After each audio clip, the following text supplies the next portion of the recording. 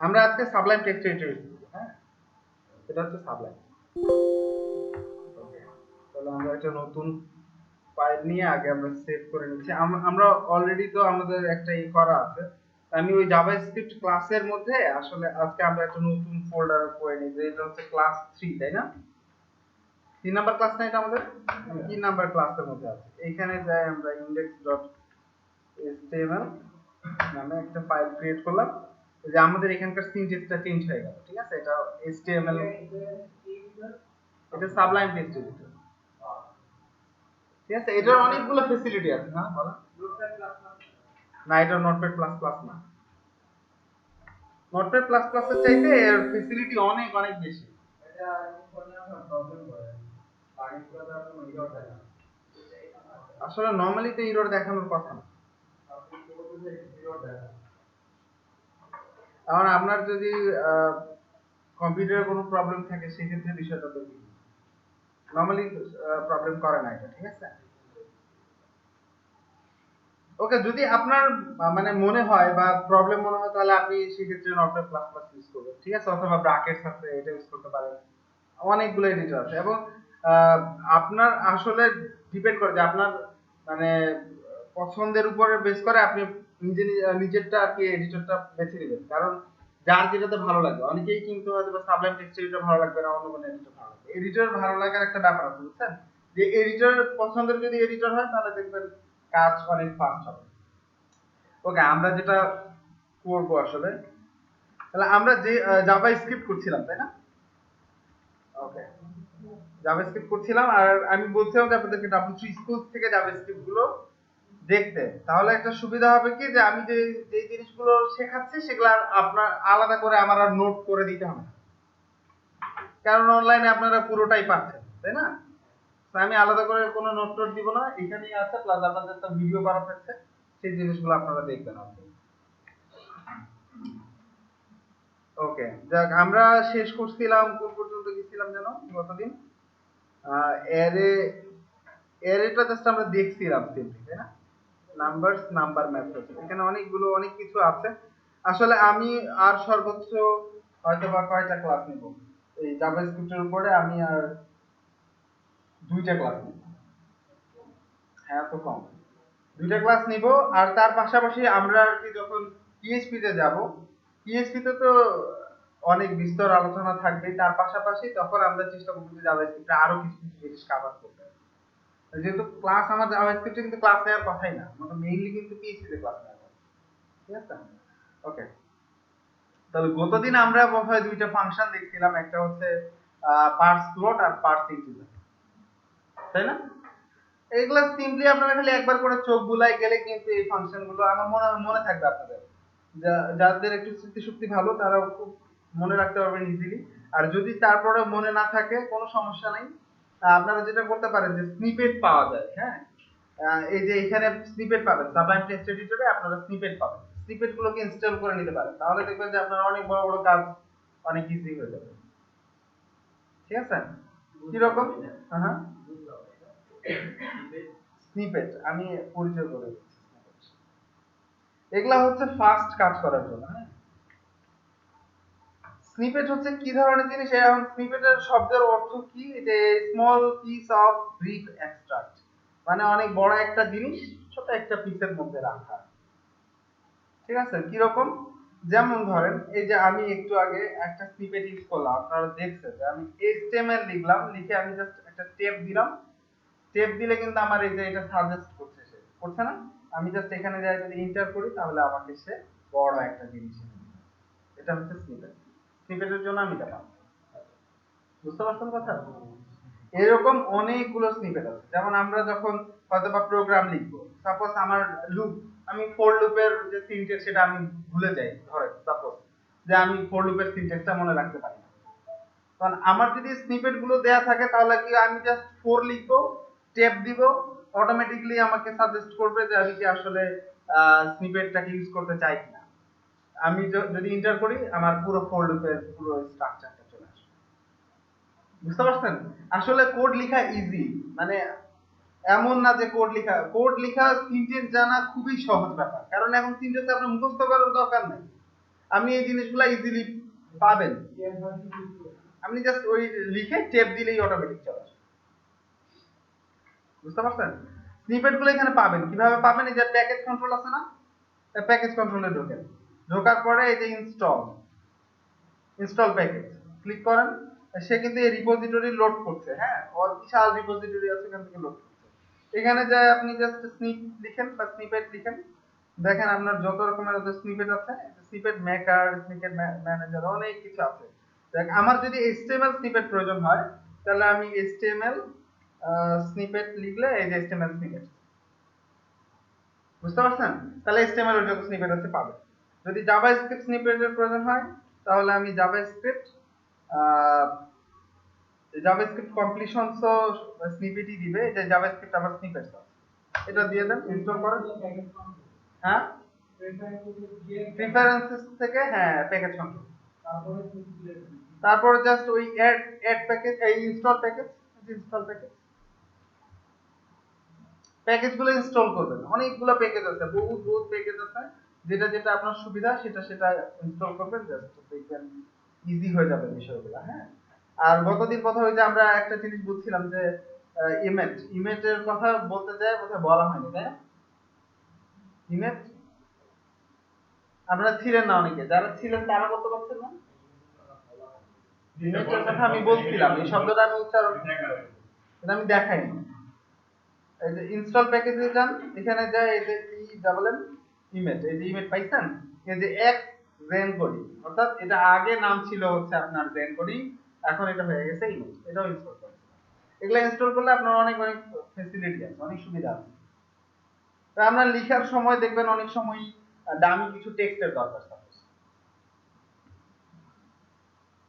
আপনার ধরেন দামি টেক্সটের দরকার, আপনি তখন লিখেন দামি, এখানে এটা HTML ইমেজ স্নিপেট আমি দিলাম, দাঁড়ান আমরা একবার একটু রিস্টার্ট দিয়ে দিব। এই যে এটা পাই দিয়ে এটা ইনস্টল হয়ে গেলে আমরা একটু রিস্টার্ট দিয়ে দিব। হ্যাঁ, আমি কিছু ইনস্টল করতে দাও। দেখছেন তো কত ইজি না? অনেক ইজি। আপনি দেখবেন যে যদি আপনি এই শর্টকাট গুলো জানেন, তাহলে আপনার কাছে প্রোগ্রামিংও কোনো ব্যাপার না, খালি আপনার লজিকটা নিয়ে মাথা ঘামাইতে হবে। কারণ লজিক হচ্ছে এমন একটা জিনিস যেটার কোনো স্নিপেট নেই, ঠিক আছে? আর লজিকটা সেটা আপনার মাথা থেকেই আসে। লজিক আপনার মাথা থেকে জেনারেট হবে, কাজ অটোমেটিক হয়ে যাবে।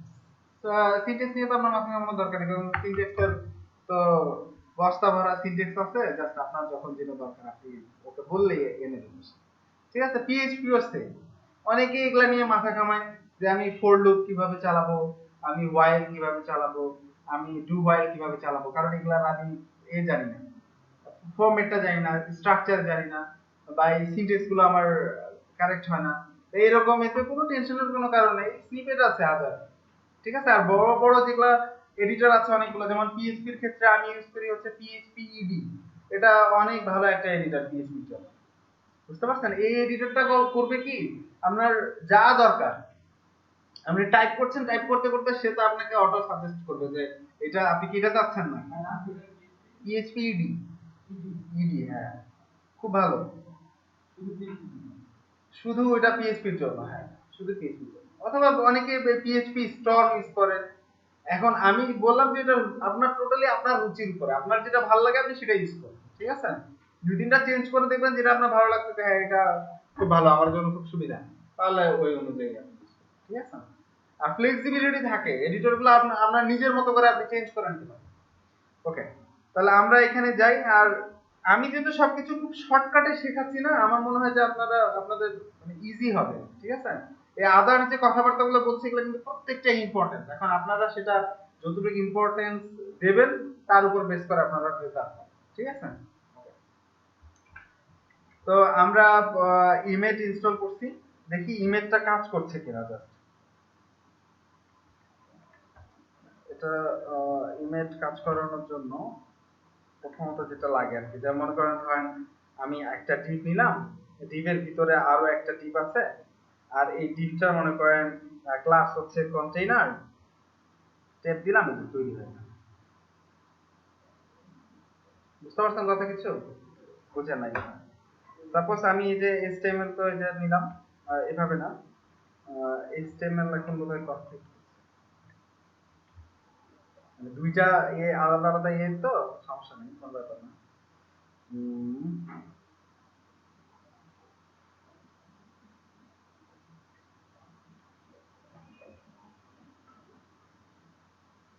আমি সাবলাইম টেক্সট এডিটরটা এখানে নিয়ে রাখি।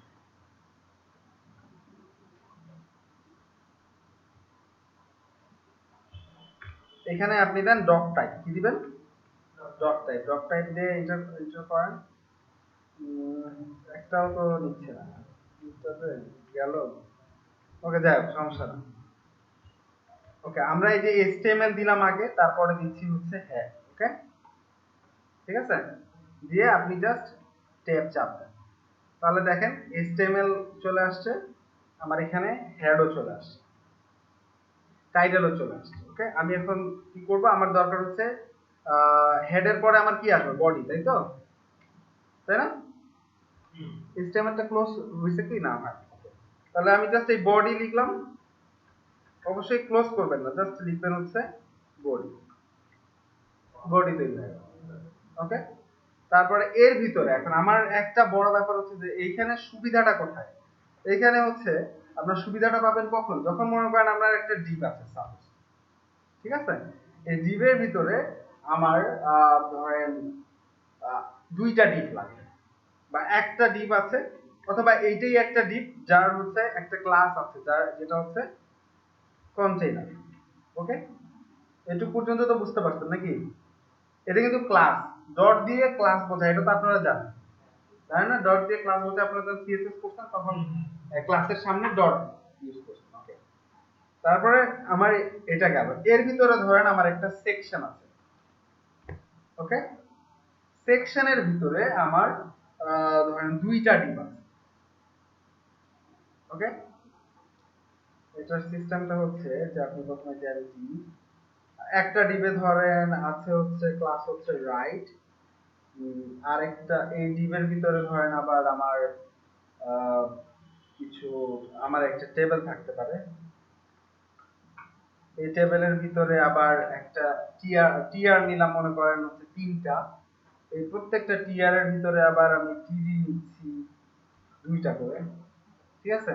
আমি যখন টেপ দিব, এখানে কথা হচ্ছে আমার মিস্টেক হয়েছে, আমি এতটা এতে না যাই, আমি খুব সিম্পল করি, তাহলে মানে ইজি হবে জিনিসটা, কারণ আমি নিজেও তো ডিজাইনার না, যার কারণে আমারও একটু জিনিসটা করতে একটু জটিল হচ্ছে, এটা তৈরি হয়ে গেছে, বুঝতে পারছেন? এগুলা এগুলা আমি জাস্ট কত সেকেন্ড, আপনি মনে করেন 30 সেকেন্ডের মধ্যে আপনার পুরো পেজের এস্টিমেট লিখে দিতে পারেন, ঠিক আছে? সিম্পল না?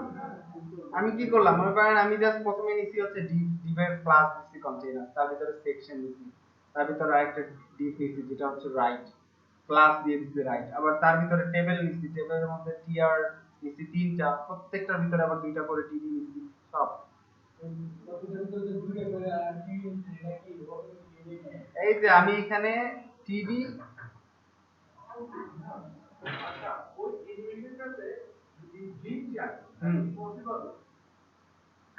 ব্লিংকটা আসলে দেখতে হবে, বুঝছেন? বলেন যে পসিবল না, এমনিতেই বহুত ঝামেলা হচ্ছে, আবার একবার বানাই। হ্যাঁ বলেন। ঠিক আছে, এই যে এখানে দেখেন আমি তিনটা চাচ্ছি, তিন দিয়ে গুণ দিচ্ছি, বাস সে তিনটা দেবে, এবং তার ভিতরে এবং টিআর এর ভিতরে আবার টিডি, প্রত্যেকটা আমি বলছি যে দুইটা করে টিডি থাকবে। এখন সবার শেষে যায় আপনি একটা টেপ দেন, বাস দেখেন পুরো জিনিসটা তৈরি হয়েছে। এটা আরো অনেক বড় করে লেখা যায়, কোনো সমস্যা নেই, আপনি একবারে ফুল পেজটাকে একবারে লিখতে পারেন, কোনো সমস্যা নেই। আবার এর ভিতরে যায় মনে করেন টিডি গুলার ভিতরে আপনার লরেন দরকার, ওই যে লরেন ইকসাম আমরা যেটা হচ্ছে দামি কন্টেন্টের জন্য ইউজ করি, সাপোজ আপনার দরকার, তো আপনি এর ভিতরে যায় লরেন লিখেন, দামি কন্টেন্ট সহ চলে আসছে, ঠিক আছে? সিম্পল না? সহজ না, জিনিসটা অনেক সহজ হয়ে গেল। তো এই যে কোড লেখা অনেক সহজ, যদি খালি আপনি একটু শর্টকাট গুলো জানেন, তাহলে দেখবেন কতটা ইজি হয়ে যাবে আপনাদের জন্য, কোনো ব্যাপারই না। ঠিক আছে, তাহলে এই জিনিসগুলো আপনারা একটু ঘাটে দেখিয়ে নেন। আমি সবসময় HTML কে, আমি কিন্তু HTML লিখি না, বুঝছেন? আমার মানে যারা আর কি ফ্রন্ট এন্ড ডেভেলপার তারা আর কি এই ধরনের HTML মানে ওই PHP থেকে HTML CSS গুলো সাধারণত তারা করে। যার কারণে আমার প্র্যাকটিসটা নাই। প্র্যাকটিস থাকলে আমার কাছে এর থেকে অনেক ফাস্ট লেখা যেত, বহুত ফাস্ট। এবং এখানে দুইটা ডিপ কেন, তিনটা ডিপ, চারটা ডিপ একসাথে, আবার চারটা ডিপ না আছে। আবার ওই চারটা ডিপের ভিতরে ওই ডিপগুলোর ভিতরে আবার কি কি থাকবে না থাকবে, জাস্ট আপনি একটা লাইনে সব লিখে যাবেন, ট্যাব দিবেন, বাস পুরো ক্লিয়ার। কারণ জিনিসগুলো হয় কি, আপনারা যখন একটা পিএইচডি নেন, যখন প্রথমত একটা পিএইচডি নেন, পিএইচডি নিলে কিন্তু আপনার মাথায় চলে আসবে যে আসলে এখানে আমার কোথায় কোথায় আমি সেকশন রাখবো, কোথায় আমি কোনটুকু অংশ আমার হেডার, কোথায় আমার ফুটার, কোথায় কি না কি, সবকিছু আপনাদের এমনি চলে আসবে। এইটুক পর্যন্ত তো কারো কোনো বোধহয় থাকার কথা না। আর যদি আপনাদের হ্যাশ হয়, আইডি হয়, তাহলে আপনারা সেক্ষেত্রে মনে করেন এখানে আমাদের একটা আইডি যদি থাকে, সাপোজ এই যে এখানে দিলাম, এটা আমার, ধরেন আমি একটা আইডি দিলাম, ওকে দেখেন ওই যে আইডি হয়ে গেছে, কন্টেন্ট হ্যাশ দিয়ে দিবেন। সহজ সহজ, অনেক সহজ, কিছুই না, জাস্ট এইটুক মাথায় রাখলেই হবে, জাস্ট এই একটা, আমার এইভাবে হয়। ঠিক আছে, ইভেন আপনারা এটা তো আমরা জাস্ট আমি দিয়ে দিলাম, আপনারা চাইলে এখানে নিজেরাও টাইপ করে কিছু দিতে পারেন। যেমন আপনি যদি বলেন দিস ইজ জ্যামিতি, নিজেরা টাইপ করে দিবেন, আবার এইভাবেও করা যায়। এখানে আপনার আবার এইভাবেও করা যায়, সম্ভবত $1 দিয়ে এইভাবে, সম্ভবত না এটা না, এখানে নাম্বার গুলো আনা যায়। নাম্বার কিভাবে যেন নিয়ে আসে, প্রত্যেকটাতে 1 আসবে না, এটা 1 2 3 4 এভাবে লিস্ট আকারে আসে। আপনারা একটু সার্চ করে ইউটিউবেও প্রচুর ভিডিও পাবেন হচ্ছে আপনার এই ইমেজের উপর। ঠিক আছে, আপনারা একটু সার্চ করে দেখেন, আমার মনে হয় আপনারা পাবেন। জাস্ট আপনাদের নামটা জানা দরকার ছিল যে ইমেজ। ঠিক আছে, ওকে। তাহলে আমরা এখন পরের এতে চলে যাই, আমরা জাভাস্ক্রিপ্টে যাই। ওকে,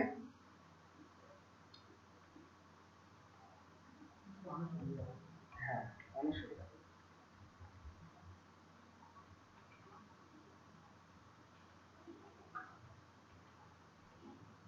আসলে প্রোগ্রামারদেরকে একটু শর্টকাট ইউজ করতেই হয়, বুঝছেন? নরমাল যারা কাজ করে, নরমালি যারা লিখে, তাদের থেকে একটু শর্টকাট ইউজ করতে, অনেক সময় নষ্ট হবে। আর তাছাড়া আরেকটা জিনিস, যে অনেকে আবার কপি পেস্ট জিনিসটাকে আহ, খারাপ ভাবে দেখে, কিন্তু এটাকে খারাপ ভাবে দেখার আসলে কোনো মানে নেই, বুঝছেন না? কারণ আপনি যদি কপি করতে জানেন, তা আপনি নিশ্চয়ই জানেন যে আসলে ওর মধ্যে কি আছে। আপনি যদি না জানতেন যে কি আছে, তাহলে তাছাড়া আপনি নিতেন না। তবে একটু সতর্ক থাকা উচিত, কারণ আহ, দেখবেন একটা সোর্স কোডের মধ্যে কোথাও যদি একটু হালকা লিক থাকে, তাহলে কিন্তু দেখছেন না যে কয়েকদিন আগে বাংলাদেশ ব্যাংক থেকে 800 কোটি টাকা গায়েব হয়ে গেছে, এরকম কাহিনী হয়ে যাবে। কারণ হ্যাকারদের মানে আমরা যা মাথার মধ্যে রাখি, হ্যাকাররা তার থেকে অনেক অনেক বেশি হার। ওরা মানে আমরা যেটা হয়তো 2 ঘন্টা ধরে চিন্তা করে বের করি, ওটা হ্যাকাররা ধরেন ওই মিলি সেকেন্ডে ওই চিন্তা করে। এতটা প্রখর ছাড়া এই হ্যাকিং অত ইজি ব্যাপার না। কিছু কিছু হ্যাকার আছে যারা হয়তো সফটওয়্যার ইউজ করে করে, এদের বিষয়টা না, মানে যারা আসলেই হ্যাকার, খুব ট্যালেন্টেড, অনেক বুদ্ধি, প্রচুর বুদ্ধি রাখে, বুঝতে পারছেন? এই আজকেই হচ্ছে যে বিএসএমএমইউ আছে না, বাংলাদেশ কি বঙ্গবন্ধু শেখ মুজিব মেডিকেল ইউনিভার্সিটি, ওদের সাইটটা প্রথমে আমরা করছিলাম, তারপরে মাঝখানে ওখানকার কিছু ছোট একটা অংশ আরেকজন মানে অন্য আরেকজন করছে আর কি। বুঝছেন? তো ওইখানে যে লিক আছে আমরা জানতাম না, আমরা সবসময় চেক করি। এখন চেক করে দেখছি কি যে একজন কোর্স থেকে একটা আপলোড করে রাখছে, একটা ফাইল আপলোড করে রাখছে এমন ভাবে, একটা ফাইল আপলোড করে রাখতে বলতে কি একটা ছোট প্রোগ্রাম করে রাখছে, যে প্রোগ্রামটা হচ্ছে কি যে কোনো ফাইলকে আপলোড করতে দিবে, বুঝতে পারছেন? সে, আমরা তখন অনেক খুঁজলাম যে সে যে এই প্রোগ্রামটা করে রাখছে, সে নিশ্চয়ই কোথাও না কোথাও একটা ফাইল আপলোড করছে। তা আমরা এরকম মেলিসিয়াস ফাইলের জন্য অনেক খুঁজলাম, খোঁজার পর পাই নাই। শেষে যাই দেখি কি যে সে একটা ফাইল, একটা নাম দিছে প্রথমে, তারপরে সে .php.jpg নামে একটা ফাইল, অর্থাৎ পুরোটাই ফরম্যাটটা জেপিজি ফরম্যাট, তো ইমেজের ফরম্যাট, তাই না? আমরা কিন্তু ইমেজ গুলো ভালোভাবে দেখি নাই, পরে দেখি ইমেজের মধ্যে ঢুকে আছে। ওই এমন একটা মানে কোড যেটা না না ব্যাকডোর অনেক আগে তো, কিন্তু কথা হচ্ছে আমরা তো আজকে নিয়ে লক্ষ্য করছি সেটা যে এরকম একটা ফাইল উঠে আসে, এর আগে তো আমরা দেখিও নাই। জি স্যার, ওই যে আপলোড করলে স্যার জেপিজি ফাইলটা আপলোড হয়, তো উনি কি করছে .php.jpg দিয়ে উঠাইছে। তার মানে কি তাহলে বিষয়টা দাঁড়ালো কি যে আমরা যখন ফাইল আপলোড করি তখন কিন্তু আমরা এক্সটেনশন চেক করি যে আসলে এক্সটেনশনটা কি। যদি আমরা দেখি যে ইমেজের এক্সটেনশন তাহলে কিন্তু আমরা ফাইলটাকে আপলোড করতে দিই। মানে ওই ওই লিংকটাতে গেলে তারপর .jpg টা যদি আমি ম্যানেজ করে যদি চাপি তাহলে .php তে যে কোডটা ওটা পুরো এক্সিকিউট হবে না, ওইটাও এক্সিকিউট হওয়ার লাগবে। ওইটা এক্সিকিউট না হইলেও ওইটাকে দিয়ে কাজ করানো সম্ভব। বুঝতে পারছেন কথা? ওইটা মানে ওইভাবে আসলে আপনি যে পদ্ধতি বলছেন ওইভাবে না করলেও সম্ভব, কারণ ওর মধ্যে খুব পাওয়ারফুল একটা ফাংশন ইউজ করা, সেটা হচ্ছে ইভেল। আমি গতদিন আপনাদেরকে ইভেলের কথা বলছিলাম না, ইভেল ইউজ করা।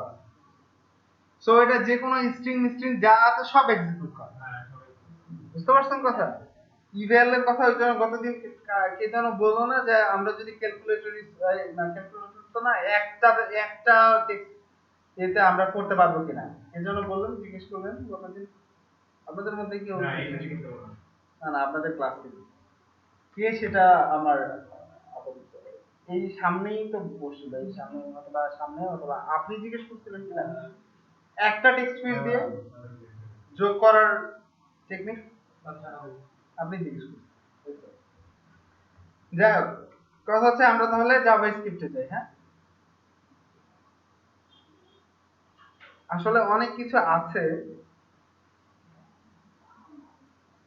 আরে ব্যাকডোর গুলো আসলে অনেক পাওয়ারফুল, যদিও খুব সিম্পল প্রোগ্রাম করেই করা, তেমন খুব বেশি কিছু না।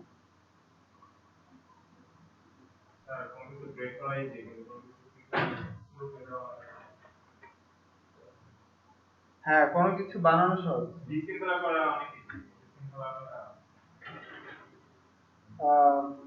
আমরা কি ফাইল আমরা main.js ইউজ করি তাই তো? সিকিউরিটি দেওয়া যে কি ঝামেলার কাজ, খুব ঝামেলা। লাস্ট 1 মান্থ আমার খুব প্রবলেম হয়েছে একটা সাইট নিয়ে, এই বাংলাদেশের একটা কোম্পানির। ওদের সাইটটা আপনার প্রবলেম হচ্ছে কি যে সাইটের মধ্যে বারবার করে আমরা বারবার করে ঠিক করছি, ওরা বারবার করে আবার সার্ভারটাকে করে নিই। আমরা আবার ঠিক করি, আবার সবকিছু ক্লিন করি, আবার পরে যাই দেখলাম যে ওদেরই মধ্যে ঝামেলা, ওদেরই হ্যাঁ না না মেইনটেনেন্স সবসময় তো আমাদের সাথে থাকে না। কিছু কিছু সাইডে থাকে যেগুলো তারপরেও কিন্তু আমরা যেগুলো মেইনটেনেন্স করি না সেগুলো আমরা অফ টাইমে আমরা ওগুলো বসে বসে চেক করি যে সবকিছু ওকে আছে কিনা। বুঝতে পারছেন? কারণ যারা বিশেষ করে যে ক্লায়েন্টদের কাজ আমরা সবসময় করি, মেইনটেনেন্স আমাদের কাছে না থাকলেও আমরা যেহেতু ওদের কাজ করি তা আমরা সবসময় চেক করি। রুটিন চেক না দিলে দেখবেন কিছুদিন পর পরই প্রবলেম আসে। নতুন নতুন আপডেট আসলে তো অনেক পুরানগুলো সব ওকে করতে হবে, নতুন নতুন অনেক ফাংশনালিটি প্রতিদিন আপডেট অবশ্যই। হ্যাঁ, যাই হোক, কথা হচ্ছে আমরা main.js ওকে। আর এখানে হচ্ছে কি আপনারা এই যে যখন কাজ করবেন তখন মেইন যে ফোল্ডারটা অর্থাৎ আমরা যে ফোল্ডার তৈরি করছি ক্লাস 3 সেই পুরো ফোল্ডারটা এখানে নিয়ে এসে ছেড়ে দিন। ওকে, তাহলে আপনারা এই সব ফাইলগুলো একসাথে পেয়ে যাবেন। তারপর এর ভিতরে যায় যখন নতুন কোনো ফাইল তৈরি করবেন সেই ফাইলও পাবেন। ঠিক আছে? ওকে, এখানে আরো একটা শর্টকাট আছে যে সম্ভবত কি জানো নিউ ওকে একটা প্যাকেজ আছে, আর একটা খুব সুন্দর প্যাকেজ বলে দিই, আপনারা লিখে রাখেন একটু নাম করে, তাছাড়া মনে থাকবে না কিন্তু এটা ভুলে যাবেন। এই যে অ্যাডভান্স নিউ ফাইল, ওকে, জাস্ট এটা ইনস্টল করে ফেলবেন, অ্যাডভান্স নিউ ফাইল। আমি বলে দিচ্ছি, এটা হচ্ছে কন্ট্রোল শিফট এন নাকি না control alter N, control alter N, হ্যাঁ কন্ট্রোল অল্টার এন দিলে আপনার এই যে নিচে একটা সে পাথ যাচ্ছে। ওকে, এখানে ধরেন আমার তো এখানে সিএসএস ফোল্ডার তৈরি করতে হবে, সো আমি এখানে সিএসএস নামে একটা ফোল্ডার তৈরি করে সাপোজ ওর ভিতরে আমার একটা ফাইল হচ্ছে style.css, আমি জাস্ট style.css দিয়ে এন্টার করলাম, এই যে আমার css ফোল্ডারে তৈরি হয়ে গেছে এবং style.css ফাইল, ঠিক আছে। কন্ট্রোল ট্রাই এবং মাল্টিপল ফাইলও তৈরি করা যায়, সঙ্গে কমা দিলে আরো একটা ফাইল তৈরি করা যায়, একই সাথে দুই তিনটা ফাইল তৈরি করা যায় ইজি। ওকে যাক, তাহলে আমরা এখানে আসি। তাহলে গতদিন আমরা কি করছিলাম, আমরা parts float are parts integer, ঠিক আছে, এই দুইটা ফাংশন আমরা অলরেডি দেখছি, তাই না। এখানে বলছি কি number, return A number converted from its argument, এর আর্গুমেন্ট অর্থাৎ এর যে প্যারামিটার আছে সেই প্যারামিটারে আমি যে ইনপুটে দিব, যা ইনপুট দিব তা থেকে সে নাম্বার রিটার্ন করবে, ঠিক আছে। ওকে, এই ধরনের আসলে অনেকগুলো ফাংশন আছে, আমার মনে হয় আপনারা একটার পর একটা একটু মানে দেখেন, ঠিক আছে। অনেকগুলো ফাংশন আছে, এতগুলো ফাংশন আমি যদি এক্সপ্লেইন করতে যাই তাহলে আপনাদেরও মনে থাকবে না। আর আমরা যখন কাজ করব তখন আলটিমেটলি একটার পর একটা ফাংশন আমাদের চলে আসবে প্রয়োজন অনুযায়ী, তখন আমরা একটার পর একটা ইউজ করি, ঠিক আছে। আমাদের যে জিনিসগুলো দরকার এখন সবচেয়ে যেগুলো ইম্পর্টেন্ট সেগুলো হচ্ছে কিছু কিছু জিনিস, যে ধরেন আমাদের কন্ডিশন আমরা এখনো কিন্তু শিখি নাই, কন্ডিশনাল স্টেটমেন্ট গুলো আমরা এখনো শিখি নাই।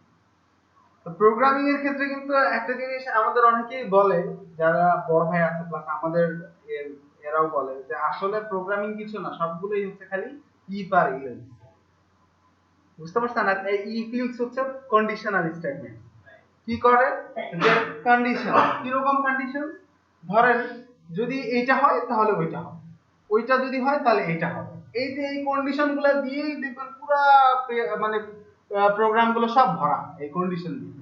কারণ এই কন্ডিশন যদি দেখেন যে আপনার আবহাওয়া খারাপ, ছাতা বের করতে হবে, ঠিক আছে। আর যদি গরমের দিন হয় তাহলে ফ্যান চালাইতে হবে, এসি ছাড়তে হবে, সবকিছু দেখেন আপনার লাইফের সবকিছু কিন্তু সেম, ক্ষুধা লাগলে খাইতে হবে, সবকিছু কিন্তু কন্ডিশন বেস, তাই না। এই সেম জিনিস যেহেতু আমাদের এই প্রোগ্রামগুলো সবগুলোই কোনো না কোনো এইরকম প্র্যাকটিক্যাল লাইফের প্রয়োজন অনুসারে কিন্তু প্রোগ্রামগুলো হয়, ঠিক আছে। যেমন একটা অফিস, অফিস কিভাবে চলবে, এই ধরনের লজিক ইউজ করে কিন্তু অফিসগুলো সহজ চলে, তাই না। তো এখানে এই কন্ডিশনাল স্টেটমেন্টগুলো খুবই ইম্পর্টেন্ট। কন্ডিশনগুলো কি কি কি ধরনের দিয়ে আমরা এই কন্ডিশনগুলোকে বুঝতে পারি এবং আমরা এই রেজাল্টগুলোকে বের করতে পারি, এর জন্য কিছু অপারেটর ইউজ হয়। এই কন্ডিশনগুলোকে বোঝার জন্য কিছু অপারেটর ইউজ হয়, যেগুলা কি করে মানে একটার সাথে আরেকটার তুলনা করে বা একটা আরেকটার থেকে বিভিন্ন রকমের, মানে এক কথায় সবকিছু আসলে হয় এই কম্পারিজনের মাধ্যমে, তুলনা করার মাধ্যমে। কি রকম, যেমন ধরেন আমি যদি বলি যে অয় যদি ওর থেকে বয়সে বড় হয় তাহলে ওর অগ্রাধিকারটা বেশি, সাপোজ।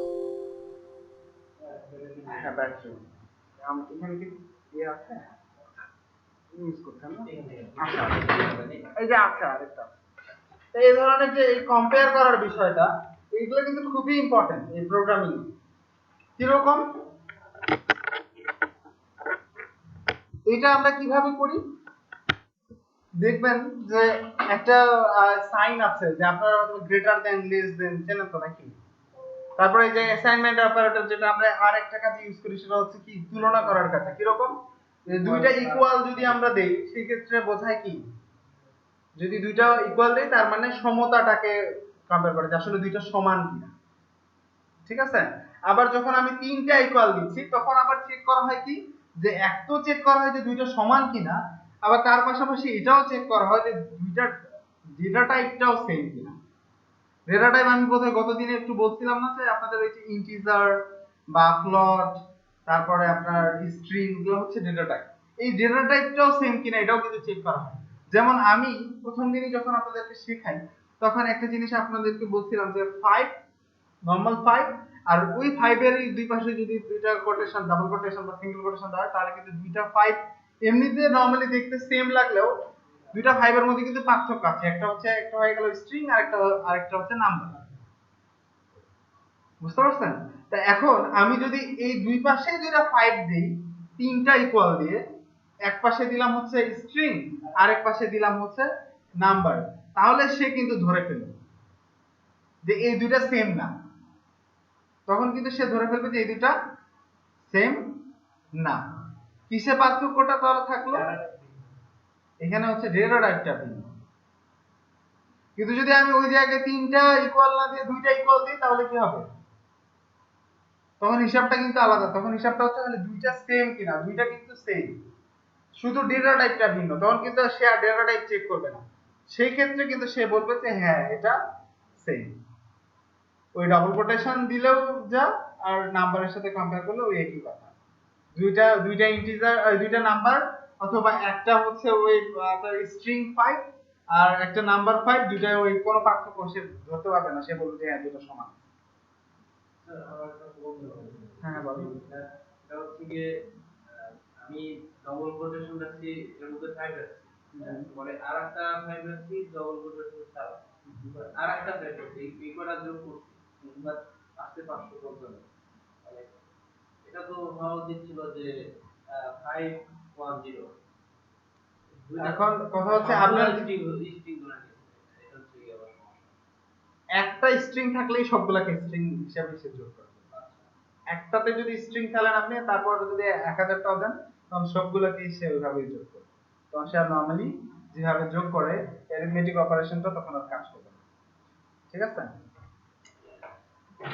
ওকে, তাহলে এইটুকু আপনারা বুঝতে পারছেন নাকি? তাহলে আমরা কি করছি, এটা আসলে কম্পেয়ার করার জন্য ইউজ করছি। অর্থাৎ ওই যে কম্পেয়ার করার জন্য আমরা নরমালি কি ইউজ করি, আগে আমরা যখন দোকানে যেতাম কোনো কিছু কিনতে, তখন কি হইতো, তখন এক্স ওই যে যেটাকে আমরা বলি হচ্ছে পরিমাপ করার জন্য কি দাঁড়িপাল্লা ইউজ করতো না? তো ওই দাঁড়িপাল্লার মধ্যে কি হইতো, একটা কাঁটা থাকতো এরকম, আর দুই সাইডে আমরা দুইটা জিনিস তুলতে দেখতাম দোকানদারকে, তাই তো? এক সাইডে সে পরিমাপ করার জন্য কেজির পাথর, বা ওই যে যেটা পাথর তো না আসলে এটা হচ্ছে লোহার তৈরি করা, ঠিক পাথরই বলে যদি, বাটখারা, রাইট। তো ওই বাটখারা আর কি, ওকে, ওইটা ইংরেজিতে কি বলে? যাই হোক, ওকে ওকে ওকে, যাই হোক, ওই বাটখারা, যাক আরেকটা সাইডে হচ্ছে ওই যে আপনি সবজি কিনতে গেলে সবজি তোলে বাইরে তোলে, এটা হচ্ছে কিন্তু কি করার, কম্পেয়ার করার জন্য যে দুই সাইডে আসলে সেম আছে কিনা। তাহলে বিষয়টা হইলো এরকম যে ওই যে 1 কেজি তুলা আর 1 কেজি হচ্ছে লোহা, কোনটা ভারী, বুঝছেন? যখন আপনার ওই তিনটা ইকুয়াল দেওয়া হবে আলটিমেটলি কিন্তু তখন কি হবে, সে তখন আর সমান বলবে না, তখন সে ধরবে এইভাবে, তখন সে বলবে না একটা সাইডে তো তুলা দেয়া আর একটা সাইডে হচ্ছে পাথর দেয়া। যখন আমি তিনটা ইকুয়াল ইউজ করবো, আর যখন দুইটা ইকুয়াল ইউজ করবো, তখন সে বলবে হ্যাঁ দুটো তো সমান, কারণ দুইটাই তো 1 কেজি করে বলছে। এবং এই এই যে কম্পেয়ার করার এগুলো কিন্তু আমাদের দরকার হবে সব সময়। কেন দরকার হবে? কারণ কোন সময় যদি আমি দেখি যে আমার ডেটা টাইপটা ভিন্ন থাকলে হয়তো আমার কাজটা হবে না। ডেটা টাইপটা যদি আলাদা থাকে তাহলে ভিতরে যে কাজটা আমি করতে যাচ্ছি, এই কন্ডিশনের ভিতরে যে কাজটা আমার আছে, এবং প্রত্যেকটা কন্ডিশনের ভিতরেই কিছু না কিছু থাকে, কোনো না কোনো কাজ আমরা করি। যদি কন্ডিশনটা ট্রু হয় তাহলে মনে করেন একটা কাজ হবে, আবার যদি ফলস হয় তাহলে আমরা চাইলে যদি বলি যে হ্যাঁ এটা যদি ফলস হয় তাহলে আমরা হয়তো এই কাজটা করব।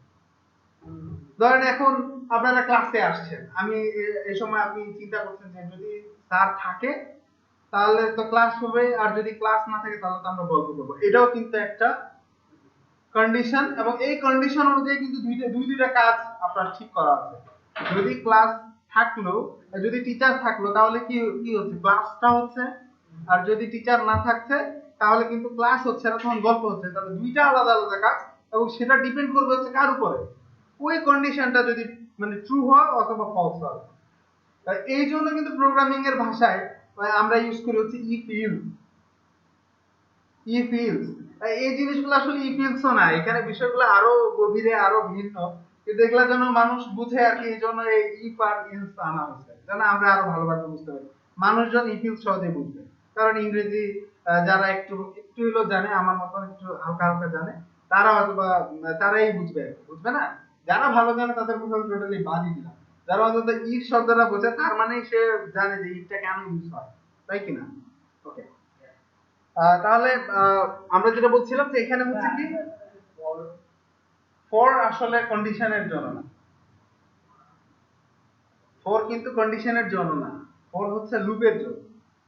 সেটা তো আমরা পরে আসছি। কন্ডিশনের জন্য আরো আছে, একটা হচ্ছে টার্নারি অপারেটর আছে যেটা কন্ডিশন কন্ডিশনের জন্য কাজ করে।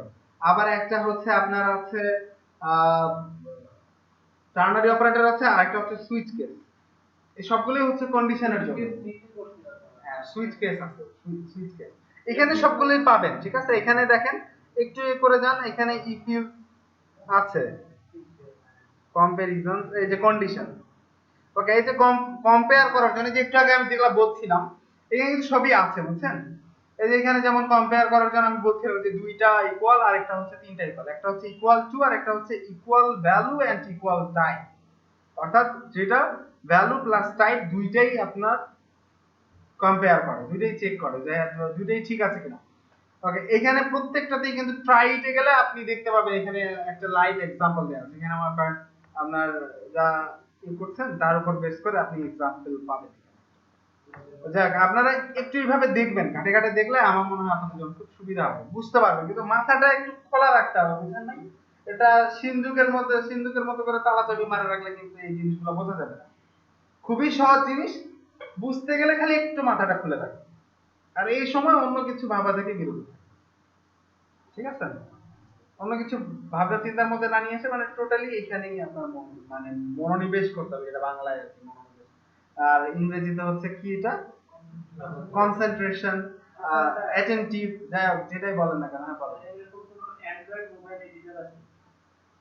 অ্যান্ড্রয়েড মোবাইল এডিটর মানে অ্যান্ড্রয়েড মোবাইলের মধ্যে এডিটর আছে কিনা? আপনি আসলে সিম্পল যে নোটপ্যাড বা ওই প্লেন টেক্সট এডিটর এটাও ইউজ করতে পারেন, তবে অ্যান্ড্রয়েডের মধ্যেও আছে এডিটর। আমি ঠিক এখন মনে করতে পারছি না, কিন্তু অ্যান্ড্রয়েডের মধ্যে এডিটর আছে, অনলাইনেও এডিটর আছে। আপনারা অনলাইন এডিটর চেনেন কিনা, যে কোড এনিওয়্যার এর নাম শুনছেন আপনারা? কোড এনিওয়্যার অনলাইন এডিটর, এটাও খুবই ভালো। এই যারা মনে করেন আপনার সাবলাইম টেক্সট এডিটর ইউজ করতে পারছেন না ঠিকমতো, এরা কিন্তু এই কোড এনিওয়্যার ইউজ করতে পারে। যদি বাসায় ইন্টারনেট থাকে কোড এনিওয়্যার ইউজ করতে পারে। এটা একবারই সাবলাইম টেক্সটের মতো, আর এটা ওইরকম কোনো ঝামেলা করবে না ইনস্টল করার ক্ষেত্রে। এখানে ইমেজ টিমেজ মোটামুটি সবকিছু আছে। এটাও ইউজ করতে পারেন, এটা খুবই ভালো, এটা অনেক অ্যাডভান্স।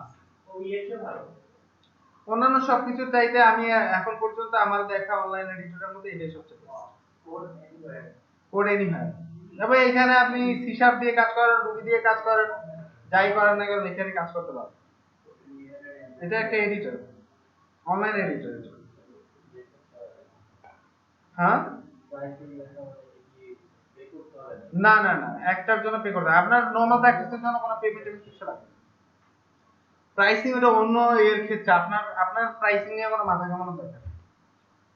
প্রাইসিং হচ্ছে তাদের জন্য যারা এট এ টাইম মাল্টি প্রজেক্ট নিয়ে কাজ করে, অনেকগুলো প্রজেক্ট নিয়ে যারা কাজ করে। আপনারা এখন শিখছেন, তো আপনাদের জন্য আমার মাথা ঘামানোর দরকার নেই। আর আপনি মাল্টি প্রজেক্ট নিয়েও কাজ করতে পারবেন, এখানে খুব সুবিধা আছে। আপনার প্রজেক্ট সাপোজ ধরেন, প্রজেক্টের নাম হচ্ছে ধরেন প্রজেক্টের নাম কি, ধরেন প্রজেক্ট 1। তা আপনি project1@project.com দিয়ে .com নামে একটা ইমেল অ্যাড্রেস দিয়ে এটা খুলে ফেলতে পারেন। ইমেল যদি ভেরিফাই করে না, তো আপনার কোনো মাথা ব্যথা নেই, বুঝলেন নাই?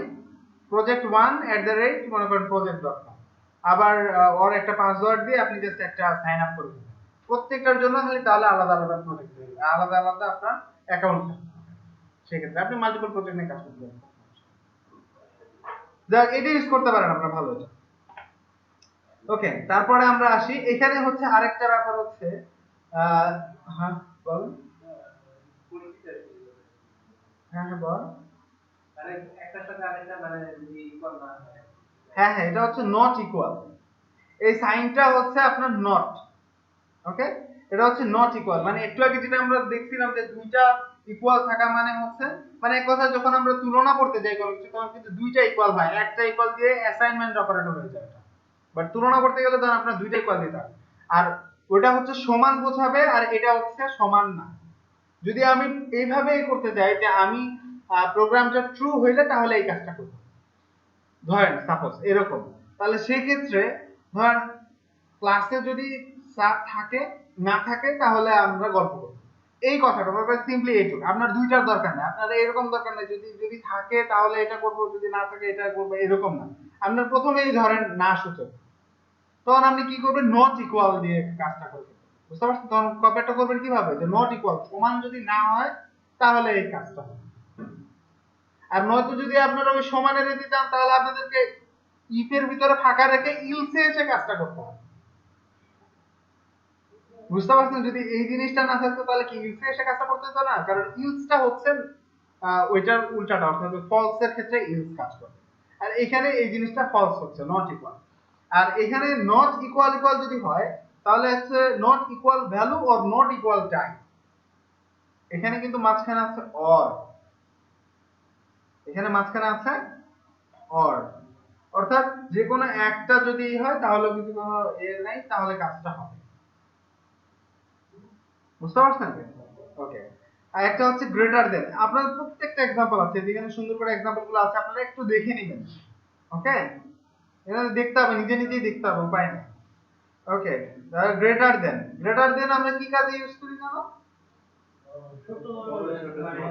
গ্রেটার দেন হচ্ছে মানে এর থেকে বড়। ঠিক আছে, আমরা যদি খালি পজিশনগুলো চেঞ্জ করে দিই তাহলে কিন্তু আলটিমেটলি জিনিসগুলো আবার উল্টায় যাবে। এখানে তারপরে আবার একটা লেস দেন আছে।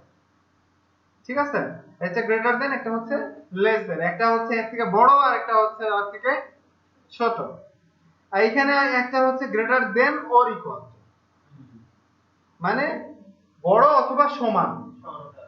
কারণ এখন আমার যদি এরকম প্রয়োজন হয়, যদি 5 হয় অর্থাৎ 5 এর থেকে বড় অথবা 5 এর সমান, তাহলে আমি কি দুইটা আলাদা আলাদা কন্ডিশন ইউজ করব? যে একবার বলবো যে x = 5, আবার একবার বলবো যে x > 5? না, তখন আমি একটাই দিয়ে একটা অপারেটর ইউজ করে দিতে হবে। তখন আমি কি করব, যে গ্রেটার দেন অর ইকুয়াল। হ্যাঁ, 40টাও কাউন্ট করতে হবে এবং তার তার বেশিগুলোও কাউন্ট করতে হবে। আর যখন আমি বলবো যে মনে করেন 1 থেকে মনে করেন এত পর্যন্ত সাপোজ, আবার এখানে একটা ব্যাপার আছে যে ইকুয়াল কিন্তু বোঝানোর ক্ষেত্রে আরো একটা ইউজ করা হয়, যাক আমরা একটু পরে আসি। তো এই ক্ষেত্রে মনে করেন এরকম যখন আমাকে সমানও বোঝাইতে হবে এবং আবার বড়টাও বোঝাইতে হবে, সেই ক্ষেত্রে দুইটা জিনিস একসাথেই কিন্তু আমার হয়ে যাচ্ছে। বুঝতে পারছেন? আবার যখন ছোট বুঝাইতে হবে এবং সমানও বুঝাইতে হবে, সমানও হইতে পারে অথবা তার থেকে ছোট হইতে পারে, সেই ক্ষেত্রে তখন আপনাদের এরকম কন্ডিশন ইউজ করতে হবে। ঠিক আছে, এই জিনিসগুলো আমাদের সব সময়ই লাগবে, এই জিনিসগুলো আমাদের খুবই মানে ইউজ অনেক বেশি। ওকে, এখানে দেখেন এই যে এখানে ছোট একটা বলা হচ্ছে যে ইফ এস কি লেস দেন 18, অর্থাৎ 18 যদি নিচে হয় এস, এস কিন্তু এখানে একটা ভেরিয়েবল। ওকে, তাহলে এখানে এজ এর ভ্যালু মনে করেন এজ এর ভ্যালু যদি 15 আসে তাহলে তো ইয়াং হয়ে টু ইয়াং হয়ে গেল, তাই না? এই যে এখানে টু ইয়াং আছে, তার মানে কি টেক্সটের ভ্যালু কি টু ইয়াং হয়ে যাচ্ছে না? ওকে, তাহলে এই এই ধরনের এটা কিন্তু একটা কন্ডিশন, এটা একটা কন্ডিশন। এই যে হ্যাঁ বলো, পাসওয়ার্ড কি এটার ভিত্তিতে ইয়া করা হয় না পাসওয়ার্ড পাসওয়ার্ড যে ইয়া করে একটার সাথে একটা ম্যাচ করে নাকি এটা এই প্রোগ্রামের মাধ্যমে? হ্যাঁ হ্যাঁ হ্যাঁ, তখন কন্ডিশন চেক করা হয় যে দুইটা সেম আছে কিনা, তখন গ্রেটার দেন বা লেস দেন দিয়ে হবে না। ইকুয়াল পাসওয়ার্ডের মধ্যে পাসওয়ার্ড দিয়ে এগুলো সবগুলো এক্সপ্লেইন করা সম্ভব। কিরকম ভাবে? এখন ধরেন আমরা প্রথমে যখন রেজিস্ট্রেশন করি, একটু এদিকে মনোযোগ দেন, আমরা যখন রেজিস্ট্রেশন করি কোন একটা ফর্মে, তখন দেখবেন মাঝে মাঝে বলে কি যে 8টা ক্যারেক্টার, 8 থেকে 12টা ক্যারেক্টারের মধ্যে হইতে হবে আপনার পাসওয়ার্ডটা। তখন কিন্তু এখানে দুইটা কন্ডিশন ইউজ হয়, একটা হচ্ছে 8 এর সমান অথবা 8 এর বেশি, 12 সমান অথবা 12 থেকে কম। বুঝতে পারছেন? 8 থেকে 12 আপনারা এরকম পাসওয়ার্ড দিতে মানে দেখবেন যে দিতে বলবে যে 8 থেকে 12টার মধ্যে হইতে হবে। 8 এর কম দিলে আমি যদি 5টা দিই তাহলে কিন্তু সে পাসওয়ার্ডটা দিবে না, সে তখন আমাকে এরর দেখাবে। আবার যদি আমি 15টা দিই তাহলে কিন্তু সে নেবে না, কারণ ওর যে আপনার ওই পাসওয়ার্ডটাকে এনক্রিপ্ট করে যেই এতে রাখার তার সিস্টেম হচ্ছে ওর কাছে আছে, ওই 12টার বেশি সে নিতে পারবে না, ওর বেশি সে জায়গা মতো দিতে পারছে না। তো এই ক্ষেত্রে সে এইভাবেই করে রাখে। কারণ আমি যদি এখন 100টা এতে দেই তাহলে তো ওই 100টা মানে 100টা ক্যারেক্টার আমার আবার সেভ করার ব্যবস্থা রাখতে হবে, তাই না? আর যদি আমি এটা আনলিমিটেড করে রাখি তাহলে সে ইচ্ছা মতো সে একটা রীতিমতো একটা প্যারাগ্রাফ দিয়ে রাখছে পাসওয়ার্ড হিসেবে, দিবে কিনা? তবে তো আমাকে একটা গন্ডির মধ্যে একটা আটকাইতে হবে, তাই সে তাকে যদি না আটকাই সে তো ইচ্ছা মতো যা ইচ্ছা তাই করবে। কিন্তু আমরা এইগুলার ক্ষেত্রে আমরা সবসময় ওকে একটা স্পেসিফিক এতে আটকাবো। আর এই জিনিসগুলো ওই জন্য জাভা স্ক্রিপ্ট দিয়ে করা হয়। কেন করা হয়? যেন আমরা রান টাইম চেক করতে পারি। অর্থাৎ সে পাসওয়ার্ড টাইপ করতে করতেই সে যদি 12টার একটা বেশি টাইপ করার সাথে সাথে আমরা তাকে মেসেজ দেখাতে পারবো যে তুমি 12টার বেশি টাইপ করছো, 12টার বেশি আমরা এটাতে অ্যালাউ করি না। বা সে 12টা টাইপ করলো তারপরে আর আমরা টাইপই করতে দিচ্ছি না। হ্যাঁ রাইট, বুঝতে পারছেন কথা?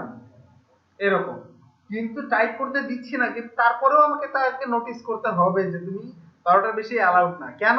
কারণ সে 15টা টাইপ করে গেল, ওর তো আর মাথায় নেই যে এখানে 12টা পর্যন্ত নিচ্ছে, হয়তো 15টা টাইপ করে চলে গেছে, তাই না?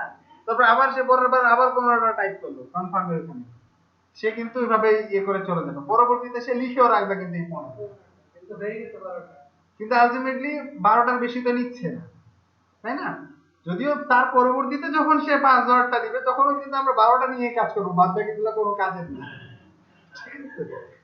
তখন আমরা 12টার বেশি তো আমরা অ্যালাউ করি না। ওকে, এটা গেল হচ্ছে কিসের জন্য, যে কম্পেয়ার করার জন্য। আবার যখন আমরা পাসওয়ার্ডটা যখন সে রেজিস্ট্রেশন করছে তখন যে পাসওয়ার্ডটা দিছে, পরবর্তীতে যখন আমি আবার যখন লগ ইন করার সময় পাসওয়ার্ড দিতে বলছি, তখন কিন্তু এই পাসওয়ার্ডের আগে থেকে যে পাসওয়ার্ডটা রাখানো আছে এই দুইটা কিন্তু আবার কম্পেয়ার করতে হবে যে দুইটা সেম আছে কিনা। দুইটা পাসওয়ার্ড যদি সেম না হয় আলটিমেটলি তাকে তো আমি লগ ইন করতে দিব না। আচ্ছা, আমি যে পাসওয়ার্ডটা দিলাম সেই পাসওয়ার্ডটা মানে সার্ভার কি হিসেবে পায়? মানে মনে করেন যে সার্ভার যদি সরাসরি পাসওয়ার্ডটা পায় তাহলে তো সে তাহলে আমার প্রাইভেসি থাকলো না। আর সাধারণত আমরা কখনোই, আপনারা একটু ল্যাপটপ গুলো ক্লোজ করে রাখেন, ল্যাপটপ গুলো বন্ধ করে রাখেন।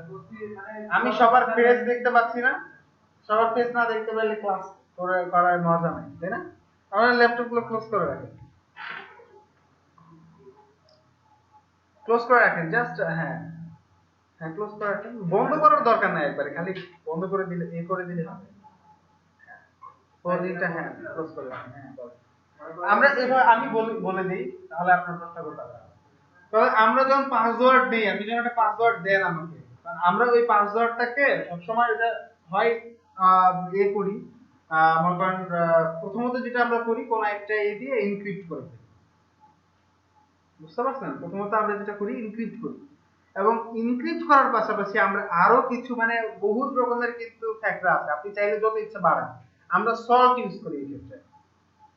সল্ট হচ্ছে কি, সল্ট নামটা দেওয়ার একটা কারণ আছে, সল্ট মানে কি লবণ, তাই তো? আর লবণ যখন তরকারির মধ্যে মিশায় দেন, লবণ কি আর খুঁজে পাওয়া যায়?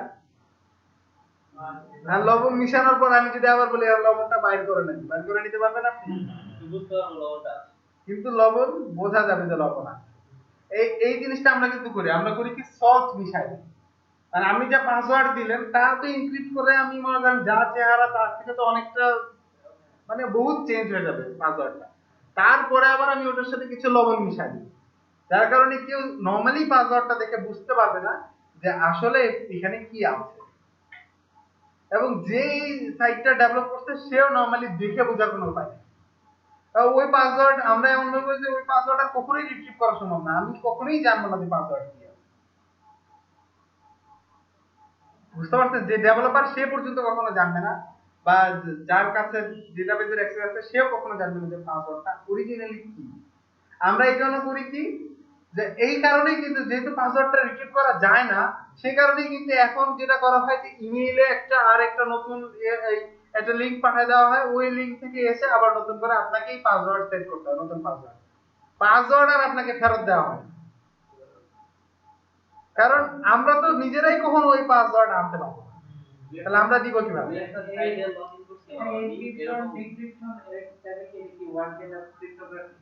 হ্যাঁ এটা ক্রিপ্টোগ্রাফি, রাইট। এখন কথা হচ্ছে কিছু কিছু আছে যে আপনি নিজেও কিন্তু এই ধরনের একটা এনক্রিপশনের সিস্টেম বানাইতে পারেন, আবার কিছু কিছু আছে যে লাইব্রেরি ফাংশন করা আছে, লাইব্রেরি দিয়ে ওইটা আপনি ওই ফাংশন ইউজ করে উপরে ফেলতে পারেন। এই ক্ষেত্রে আমরা যেটা পিএইচপি তে ইউজ করি, নরমালি যেটা ইউজ করি সেটা হচ্ছে এমডি5 ইউজ করি, শাওয়ান এই ধরনের ইউজ করি আর কি। আপনারা পাবেন অনেকগুলো পাবেন, এগুলাকে আরো অনেক ভাগে ভাগ করা যায়, বুঝছেন? মানে নরমাল চেহারা তো কখনো থাকবেই না, বলতে অনেক কিছু। আর তার পাশাপাশি যখন আমরা সল্ট ইউজ করি, আবার এই সল্টেরও অনেক ব্যবহার বিধি আছে আর কি। এখন যে প্রোগ্রামার যত বেশি পেঁচায়, বুঝছেন? এটা মানে মানে অপ্রাসঙ্গিক উপন্যাসে তো ছিলাম সিরিয়াসে উপন্যাসে মানে একটা পরিচয় ক্রিপ্টোগ্রাফার এন্ড প্রোগ্রামার পুলিশের আর কি ফ্রান্সের পুলিশ তো আসলে তার প্রফেশনটা কি মানে সে তো প্রোগ্রামার। যারা ক্রিপ্টোগ্রাফার এরা ম্যাথমেটিক্সে অনেক ভালো, যার কারণে এরা এমন একটা অ্যালগরিদম বানাইছে যে অ্যালগরিদমের মাধ্যমে হচ্ছে কি যে সাপোজ এ খুব সহজ সহজ কিছু এ আছে বুঝছেন, যে ধরেন আমি যদি একটা এ কে আমি +5 বললাম, তার মানে কি সবসময় এ এর সাথে আরো 5টা ক্যারেক্টার সামনে যায় আমি হিসাব করবো, যদি এ থাকে তাহলে এখন 5 যোগ 5 এ করেন যে 5টা character A B C D ভাবে যায়, যত নাম্বার ক্যারেক্টার হবে সেই ক্যারেক্টারটা ওই জায়গায় বসবে। এটা খুব সিম্পল জিনিস। আবার এমন হলো যে এ বুঝাইতে আপনি ইউজ করবেন হচ্ছে ডি, এ এর জায়গায় আপনি সবসময় ডি বসাবেন। সবগুলোই ম্যাথমেটিক্সের লজিক। যে যত ভালো ম্যাথমেটিক্সে এক্সপার্ট সে তত ভালো এই ধরনের ক্রিপ্টোগ্রাফি কাজ করতে পারে। মজার ব্যাপার হচ্ছে যারা অনেক ভালো হ্যাকার এরা অনেক ভালো ক্রিপ্টোগ্রাফার।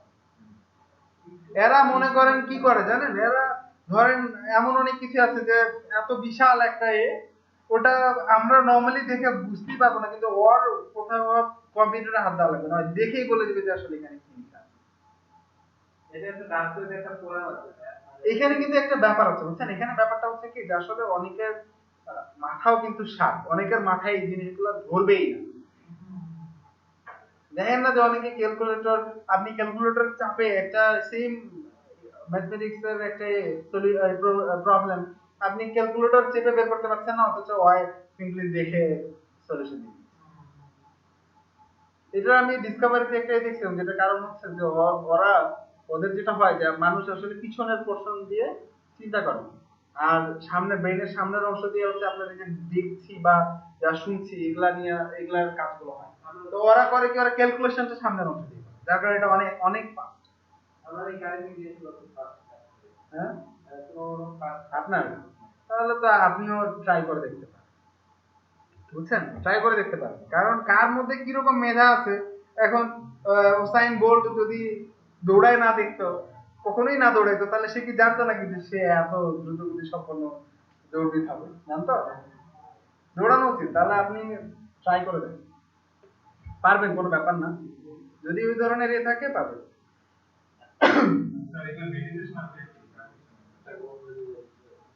না তারপরেও কিছু এক্সট্রাঅর্ডিনারি থাকে, আমি এটা বিশ্বাস করি।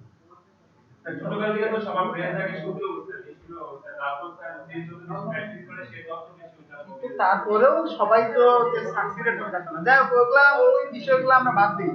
এই যুক্তি আসলে সব দিকে যাবে, 360 ডিগ্রি অ্যাঙ্গেলে যুক্তি যাবে, সো যুক্তি বাদ। যাক আমরা এইদিকে আসি, একটু দেখেন।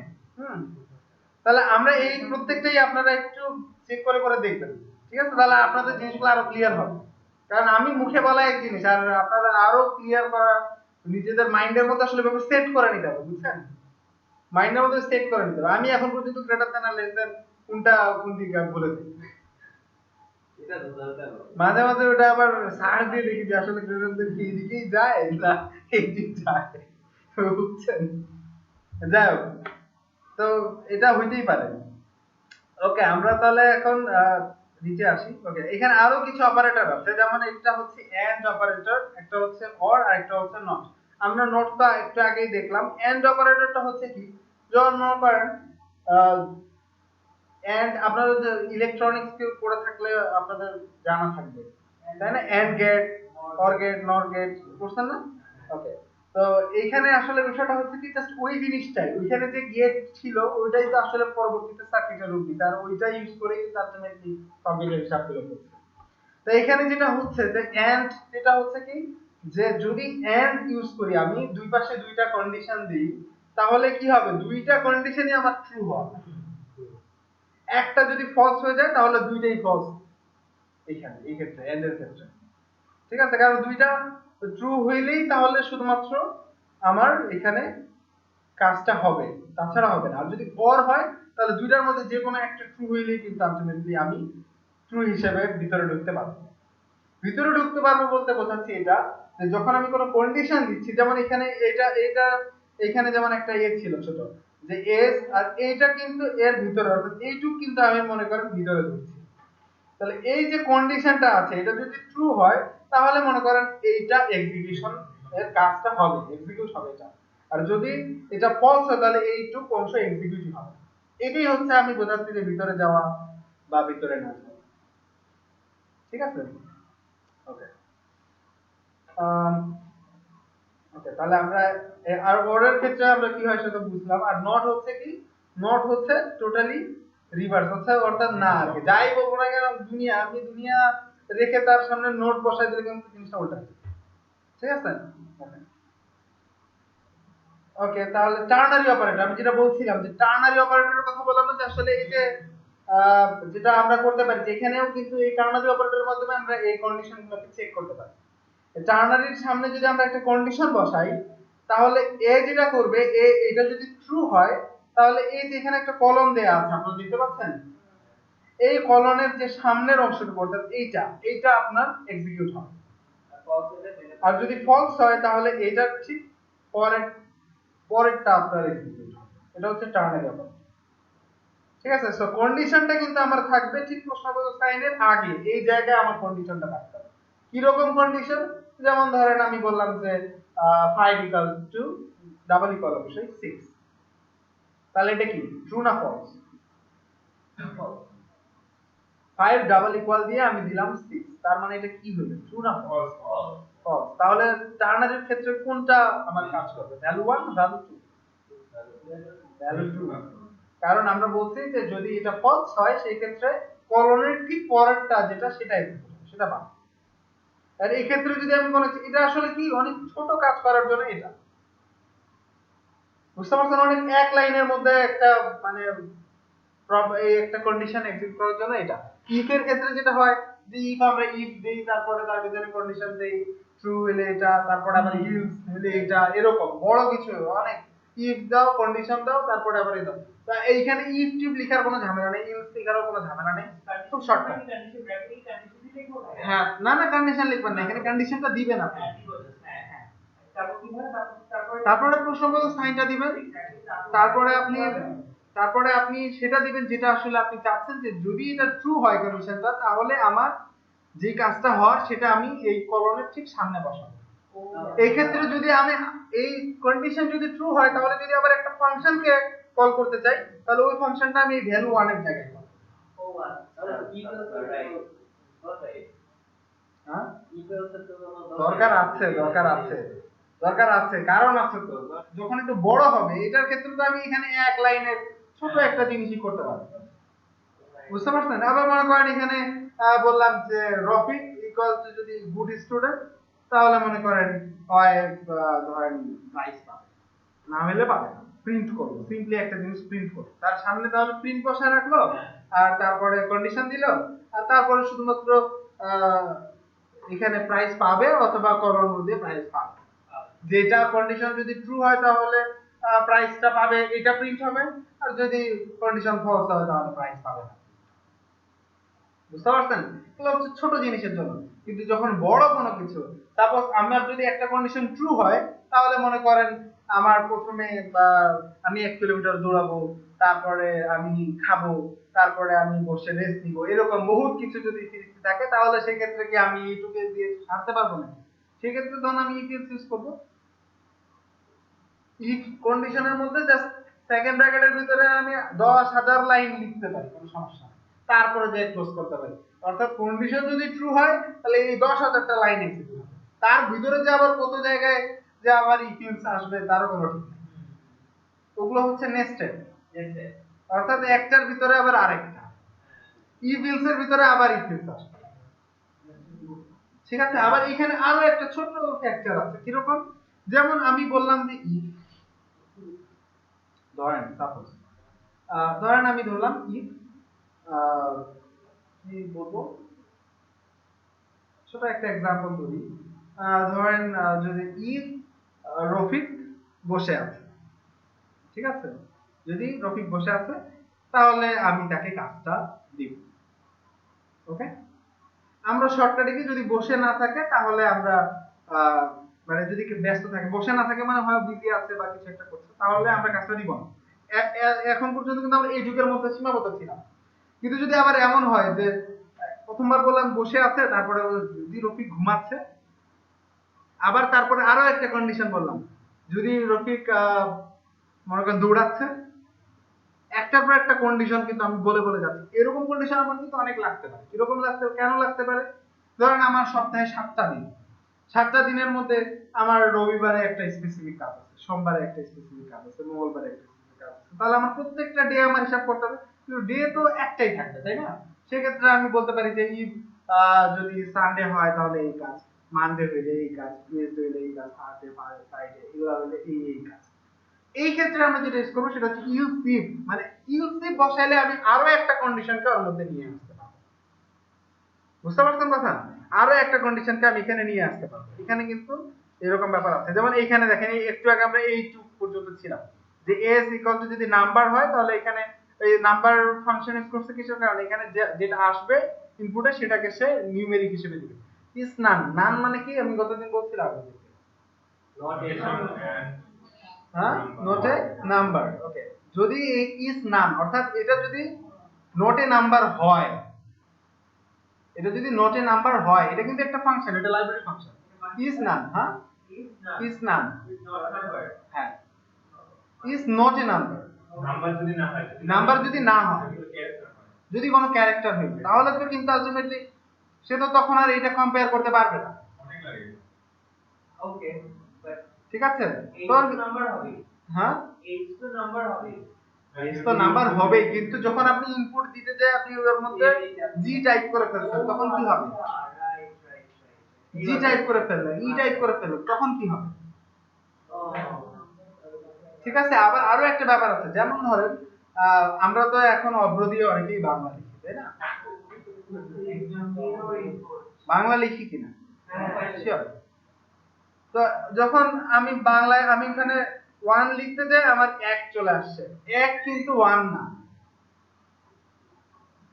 সেক্ষেত্রে কিন্তু হয়তো তখন আবার স্নান কিন্তু আপনার ট্রু রিটার্ন করবে। বুঝতে পারছেন? কিন্তু আপনি তো দেখছেন এটা একটা নাম্বার, তখন কিন্তু শেয়ার এটাকে নাম্বার হিসেবে ধরবে না। এক আর ওয়ান এর মধ্যে অনেক পার্থক্য আছে। বুঝতে পারছেন? ক্যারেক্টার হিসেবে এক আর ওয়ান এর মধ্যে পার্থক্য আছে। ওই জিনিসগুলো আমাদের মাথায় রাখতে হবে।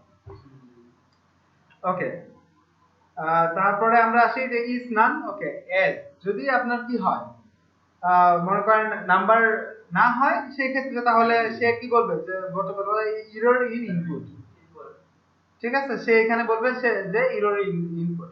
তারপরে আবার ইলস এর মধ্যে যদি এটা কিন্তু এখানে কিন্তু না অর্থে ব্যবহৃত হচ্ছে, বুঝছেন? যে যদি রং হয়, অর্থাৎ রং যদি হয় তাহলে এর মধ্যে যাবে, অর্থাৎ এইখানে কিন্তু আমার নেগেটিভ সেন্সে ইউজ হয়েছে এটা। ঠিক আছে, এইখানে এসে কিন্তু আমার যদি পজিটিভ থাকে, যেটা আমি আসলে চাচ্ছি, এক্সপেক্টেড যেটা, সেটা যদি থাকে, তাহলে তারপর তখন কিন্তু আমি ইলসে যাচ্ছি। ঠিক আছে, ওকে, আমি ইলসে আসলাম। ইলসে আসার পর এইখানে এসে আমি ভোটেবলের মধ্যে বলছি। এইখানে কিন্তু আবার দেখেন আরো একটা কন্ডিশন আছে। এইখানে একটা কন্ডিশন কিন্তু পার হয়ে আসলাম, এর মধ্যে আবার আরো একটা কন্ডিশন, এবং এইখানে আমরা ইউজ করছি হচ্ছে টার্নার। এখানে দেখেন এজ যদি আবার 18 চেয়ে কি হয়, 18 চেয়ে যদি কম হয়, সেক্ষেত্রে কি হচ্ছে আমার এখানে, সে আমাকে দেখাবে যে টু ইয়াং। আর যদি বেশি হয় বা বেশি হয় যদি, তাহলে সেক্ষেত্রে সে বলবে অল ইয়াং। কিন্তু এইখানে হ্যাঁ, শুধু ট্রু আর ফলস। ফার্স্টেরটা, হ্যাঁ, ট্রু হলে ফার্স্টেরটা, আর যদি ফলস হয় তাহলে পরেরটা। ঠিক আছে? ওকে, এইটুকু তো বুঝতে পারছেন আপনারা? বুঝেন নাই? খুব সিম্পল জিনিস, একবারে সিম্পল, ইজি। হ্যাঁ, ওকে, আমরা এখানে আসি। এখানে আরো অনেক অপারেটর আছে। এখানে যেমন একটা হচ্ছে নট, ওকে, আবার or, okay, fine, left side, যাই হোক, এগুলো আপনারা একটু দেখে নিন। হ্যাঁ, ওকে, আমরা পরে রেখে যাই, নয়তো আমি শেষ করতে পারবো না। ওকে, এখানে আরেকটা হচ্ছে কি, যে ইফ। ওকে, নিচে আসে ওই যে ইলস ইফ এর কথা যেটা বললাম, সেটা একটু দেখাই দিই। এই যে ইলস ইফ।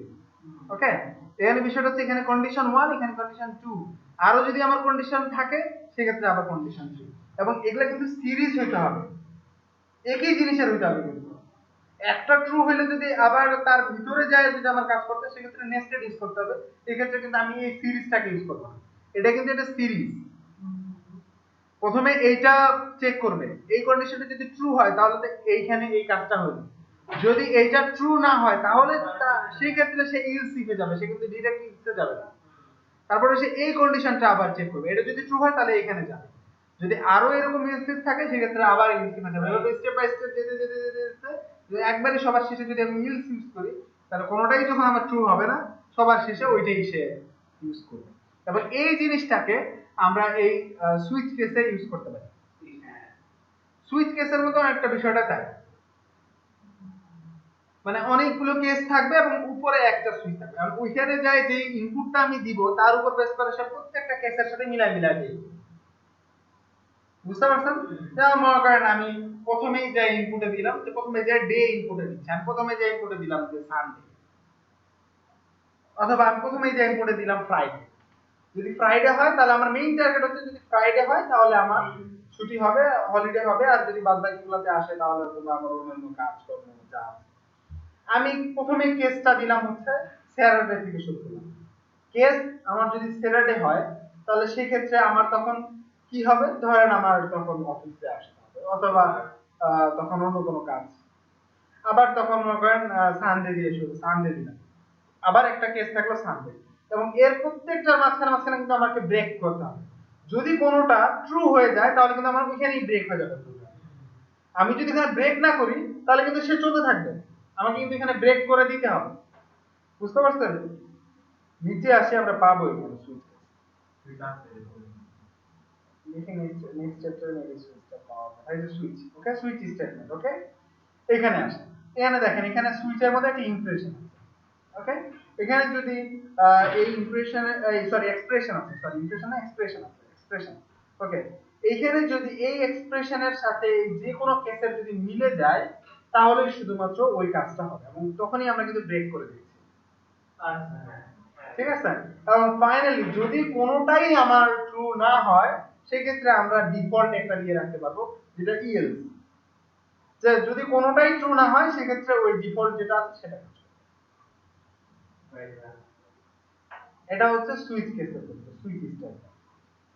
সিম্পল, সবগুলোই কিন্তু আমরা এখন পর্যন্ত যতগুলো নিয়ে কথা বলছি সবগুলোই কিন্তু হচ্ছে কন্ডিশনাল স্টেটমেন্ট। সবগুলোই কোনো না কোনো সবগুলোই কন্ডিশন নিয়ে কাজ করছে, এবং যদি কন্ডিশন ট্রু হচ্ছে তাহলে তার ভিতরে আমরা আরো অনেক কাজ করতে পারছি, এবং তার ভিতরেও কিন্তু কন্ডিশন থাকতে পারে, কন্ডিশন থাকতে পারে, লুপ থাকতে পারে, ইচ্ছা মতো। ঠিক আছে? আবার যদি ওইটা ফলস হয় তাহলে তার ভিতরে আবার কন্ডিশন থাকতে পারে। এই কোডটা ইউজ করব, এই কোড ইউজ করবেন কথা মানে যে জাভাস্ক্রিপ্টে পেজও ইউজ করতে পারেন অথবা এই HTML পেজও ইউজ করতে পারেন, সেটা আপনার উপর ডিপেন্ড করে। সেটা না বুঝতে যাচ্ছি যেটা প্রোগ্রামার কোন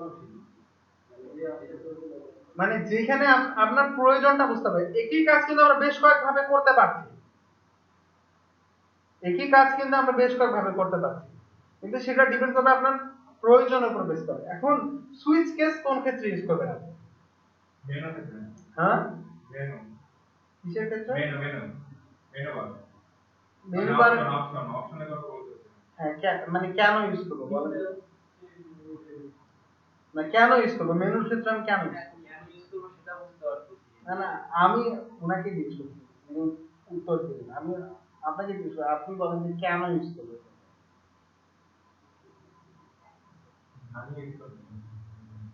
ইউজ করতে হবে জানলে হবে না তো, আমার এক্সাক্ট পয়েন্ট থাকতে হবে যে আমি আসলে এই কারণে ইউজ করব। ঠিক আছে? মেনু বলতে আপনি কোন মেনু বোঝাচ্ছেন?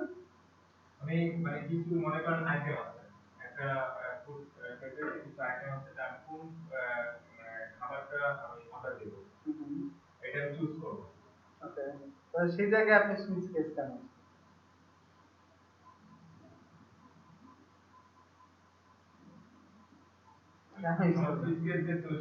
আসলে না, এখানে একটা ব্যাপার, সুইচ কেস কিন্তু সব জায়গায় ইউজ করা যাবে না। ইফিলস এর অপোজিটে যে সব ক্ষেত্রেই সুইচ কেস ইউজ করতে পারবো তা কিন্তু পারবো না। প্রত্যেকটা সুইচ কেসের এতে কিন্তু সুইচ কেস যা দিয়ে হচ্ছে সেই জিনিসটা আমরা ইফিলস দিয়ে প্রকাশ করতে পারবো, কিন্তু সুইচ কেস যেটা দিয়ে মানে যা আমরা সুইচ কেস ইউজ করে করছি সেটা আমরা ইফিলস দিয়েও করতে পারবো, কিন্তু ইফিলস দিয়ে করা সব কাজ কিন্তু সুইচ কেসে আনা যাবে না। যখন আমরা ভ্যালু নিয়ে কাজ করব, কোন একটা স্পেসিফিক ভ্যালু, একটা এক্সপ্রেশন, যেটা এক্সপ্রেশন ছিল সেটা কিন্তু একটা স্পেসিফিক ভ্যালু, যেমন করেন স্যাটারডে একটা কিন্তু দিন, আমরা ওই দিন দিয়ে সবগুলোতে কম্পেয়ার করছি, কিন্তু ভিতরে যখন আমার বেশ কয়েক রকমের কম্পারিজন থাকবে, দুই তিনটা কম্পেয়ার থাকবে, তখন তো সেই ক্ষেত্রে আমরা ইফের ভিতরে আমি এন্ড দিয়ে দিয়ে তিনটা কন্ডিশন ইউজ করতে পারছি। আমরা কি সুইচের মধ্যে কিভাবে ইউজ করবো সেটা বল, সম্ভব? সুইচ কেসটা সাধারণ ওই জন্য অনেকেই আছে, অনেক প্রোগ্রামার আছে লাইফে কোনোদিন সুইচ কেস ইউজ করে না, প্রয়োজনই পড়ে নাই, সে সব কাজ ইভিস দিয়ে চালায়, কোনো সমস্যা নেই তার, বুঝেন নাই? এরকম কিছু কিছু অপশনাল জিনিস আছে যে জিনিসগুলো জানা থাকলে হয়তো বা কিছু কিছু জায়গায় আপনি অনেক ইজিলি ইউজ করতে পারবেন। আবার ওটা যদি সারা জীবনও না ইউজ করেন, তাও কেউ বলবে না আপনাকে যে সুইচ কেস কি জিনিস, এটা তুই জানিসই না বা এটা তুই ইউজ করিস না, কথা হলো, কেউ বলবে, বলার কোনো কারণও নাই, দরকার নেই, আপনি এটা দিয়ে স্বাচ্ছন্দ্য বোধ করেন, আপনি এটা দিয়ে করুন। হ্যাঁ, এখানে একটা ব্যাপার আছে যে কোনটা আসলে টাইম কনজিউম, সেটা একটা ব্যাপার, ঠিক আছে, টাইম একটা ফ্যাক্টর। যেটার মধ্যে একটু বেশি পরিমাণে হিসাব কিতাব হয়, যেমন ইনফিনিক্সের মধ্যে কিন্তু অনেক হিসাব কিতাব আছে, সুইচ কেসের মধ্যে এত কোনো ঝামেলা নাই, ওই স্ট্রেট খালি চেক করে দেখে, প্রত্যেকটা কেস চেক করে করে যায়, যেটা ট্রু হয় সেটার ভিতরে যায়, এই করে যদি ব্রেক করে ব্রেক করে দিয়ে বের হয়ে যায়। এক্সামের মানে গ্রেড মিটার এটা ইউজ করা যায় না, ওখানে আপনাকে ইফি ইউজ করতে হবে, কারণ ওইখানে আপনার দুইটা কন্ডিশন সবসময়ই থাকবে। কিরকম, একটা হচ্ছে ওই যে গ্রেটার দেন অর ইকুয়াল থাকবে, লেস দেন অর ইকুয়াল থাকবে, থাকবে না, ওইখানে ইফ ইউজ করতে হবে। এখানে কিন্তু আপনার এরকম কন্ডিশন ভাবে ইউজ করার কোনো ওয়ে নেই, এখানে স্পেসিফিক ভ্যালু দিচ্ছেন, ওর উপর বেস করে কাজ করতে হবে।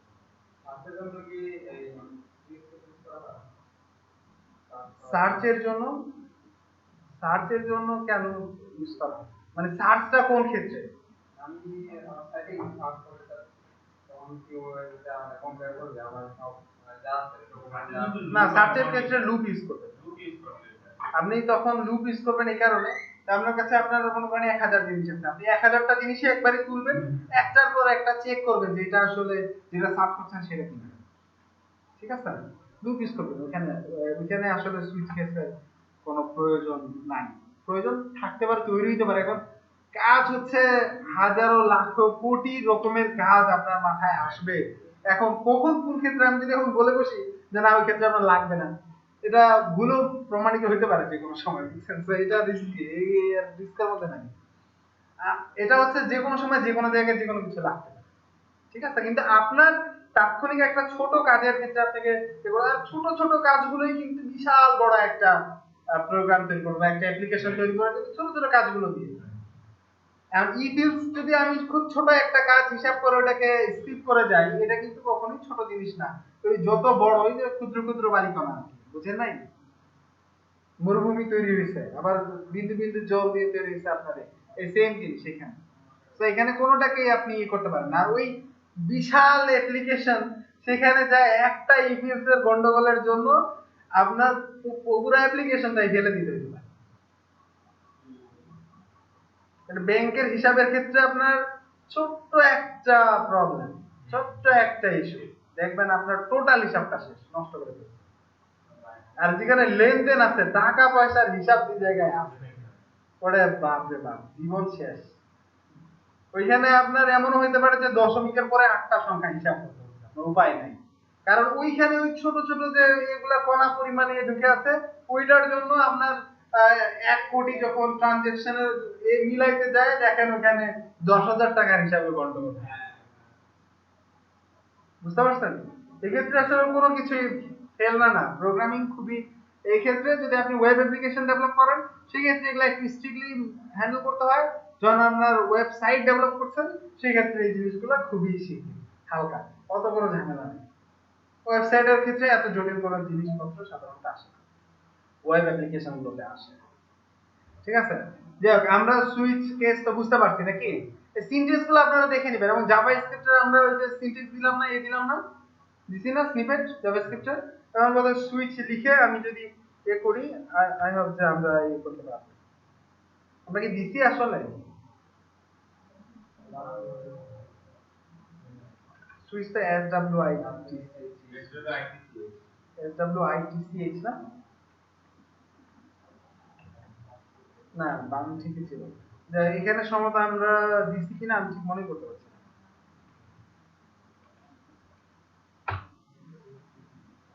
এভাবে আপনারা এই করতে পারেন, ঠিক আছে? হ্যাঁ বলেন, কি যেন বলছেন, কি বলছেন আপনাদের একের পরের মধ্যে আমাদের সাথে শেয়ার করেন।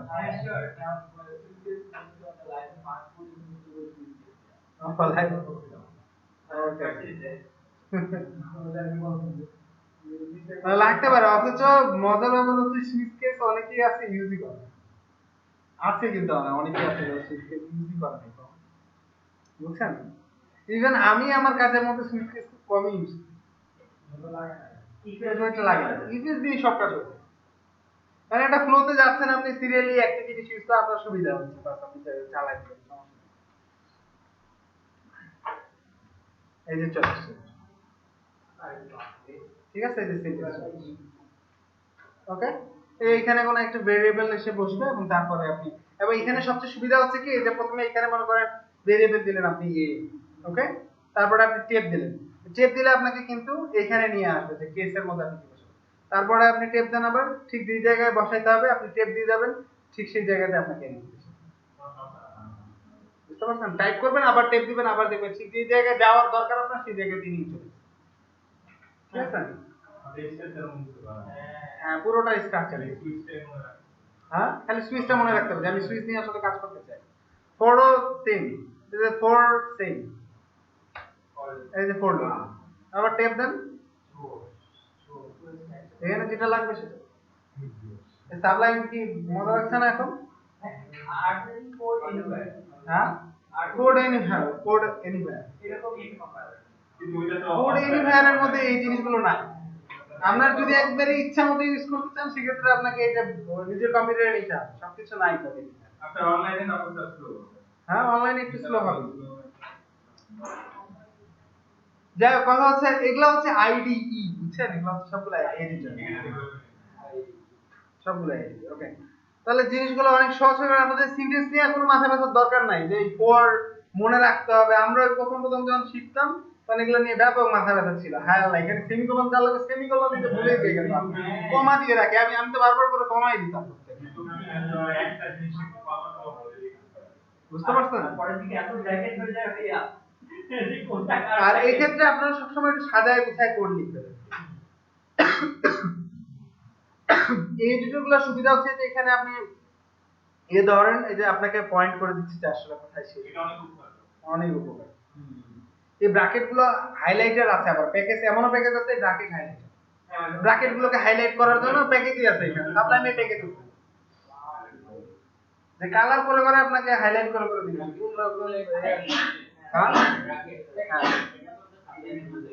আসলে ব্র্যাকেট তৈরি হয়েছে সাবলাইম দেখে, ব্র্যাকেট তো আপনার অ্যাডোবে তৈরি করা একটা সফটওয়্যার, ওটা আর কি ফ্রি, আর এইগুলা তো সবগুলাতেই প্রায় টাকা পয়সা নেই। তবে বেশ কয়েকটা ওদের ফ্রি সফটওয়্যার আছে, তার মধ্যে একটা হচ্ছে ফ্লাশ, একটা হচ্ছে ব্র্যাকেট, আর কি আছে, এয়ারও তো বোধহয় free, Adobe air code anywhere free না হয়, কোড এনিওয়্যার ফ্রি, ফ্রি কিন্তু প্রাইসিংও আছে, আপনার বেশি প্রয়োজন হলে তখন প্রাইসিং অনলাইন এটা অফলাইন, ওটা কিন্তু অনলাইন, কিন্তু ওটা আমি ইউজ করি, আমি ব্যাপক ইউজ করি। ব্যাপক ইউজ করার কারণ হচ্ছে যে আমার আমার মনে করেন যেহেতু এখানে একটা টিম সামলাই, তো এখন মনে করেন এরা, আমি ছুটিতে আছি কোথাও, এই সময় এরা কোথাও প্রবলেম হচ্ছে, তো তখন মনে করেন আমি এখান থেকে কাজটা করে দিতে পারবো। কারণ সবার আর সব জায়গায় কি আপনি ল্যাপটপ নিয়ে ঘুরবেন নাকি? ব্যাপক অ্যাডভান্টেজ।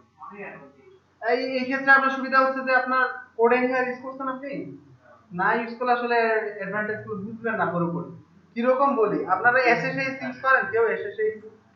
এসএসএস ইউজ করেন কেউ? এখানে কেউ আছে যে সার্ভার মেইনটেইন করে লিনাক্স? কেউ নাই?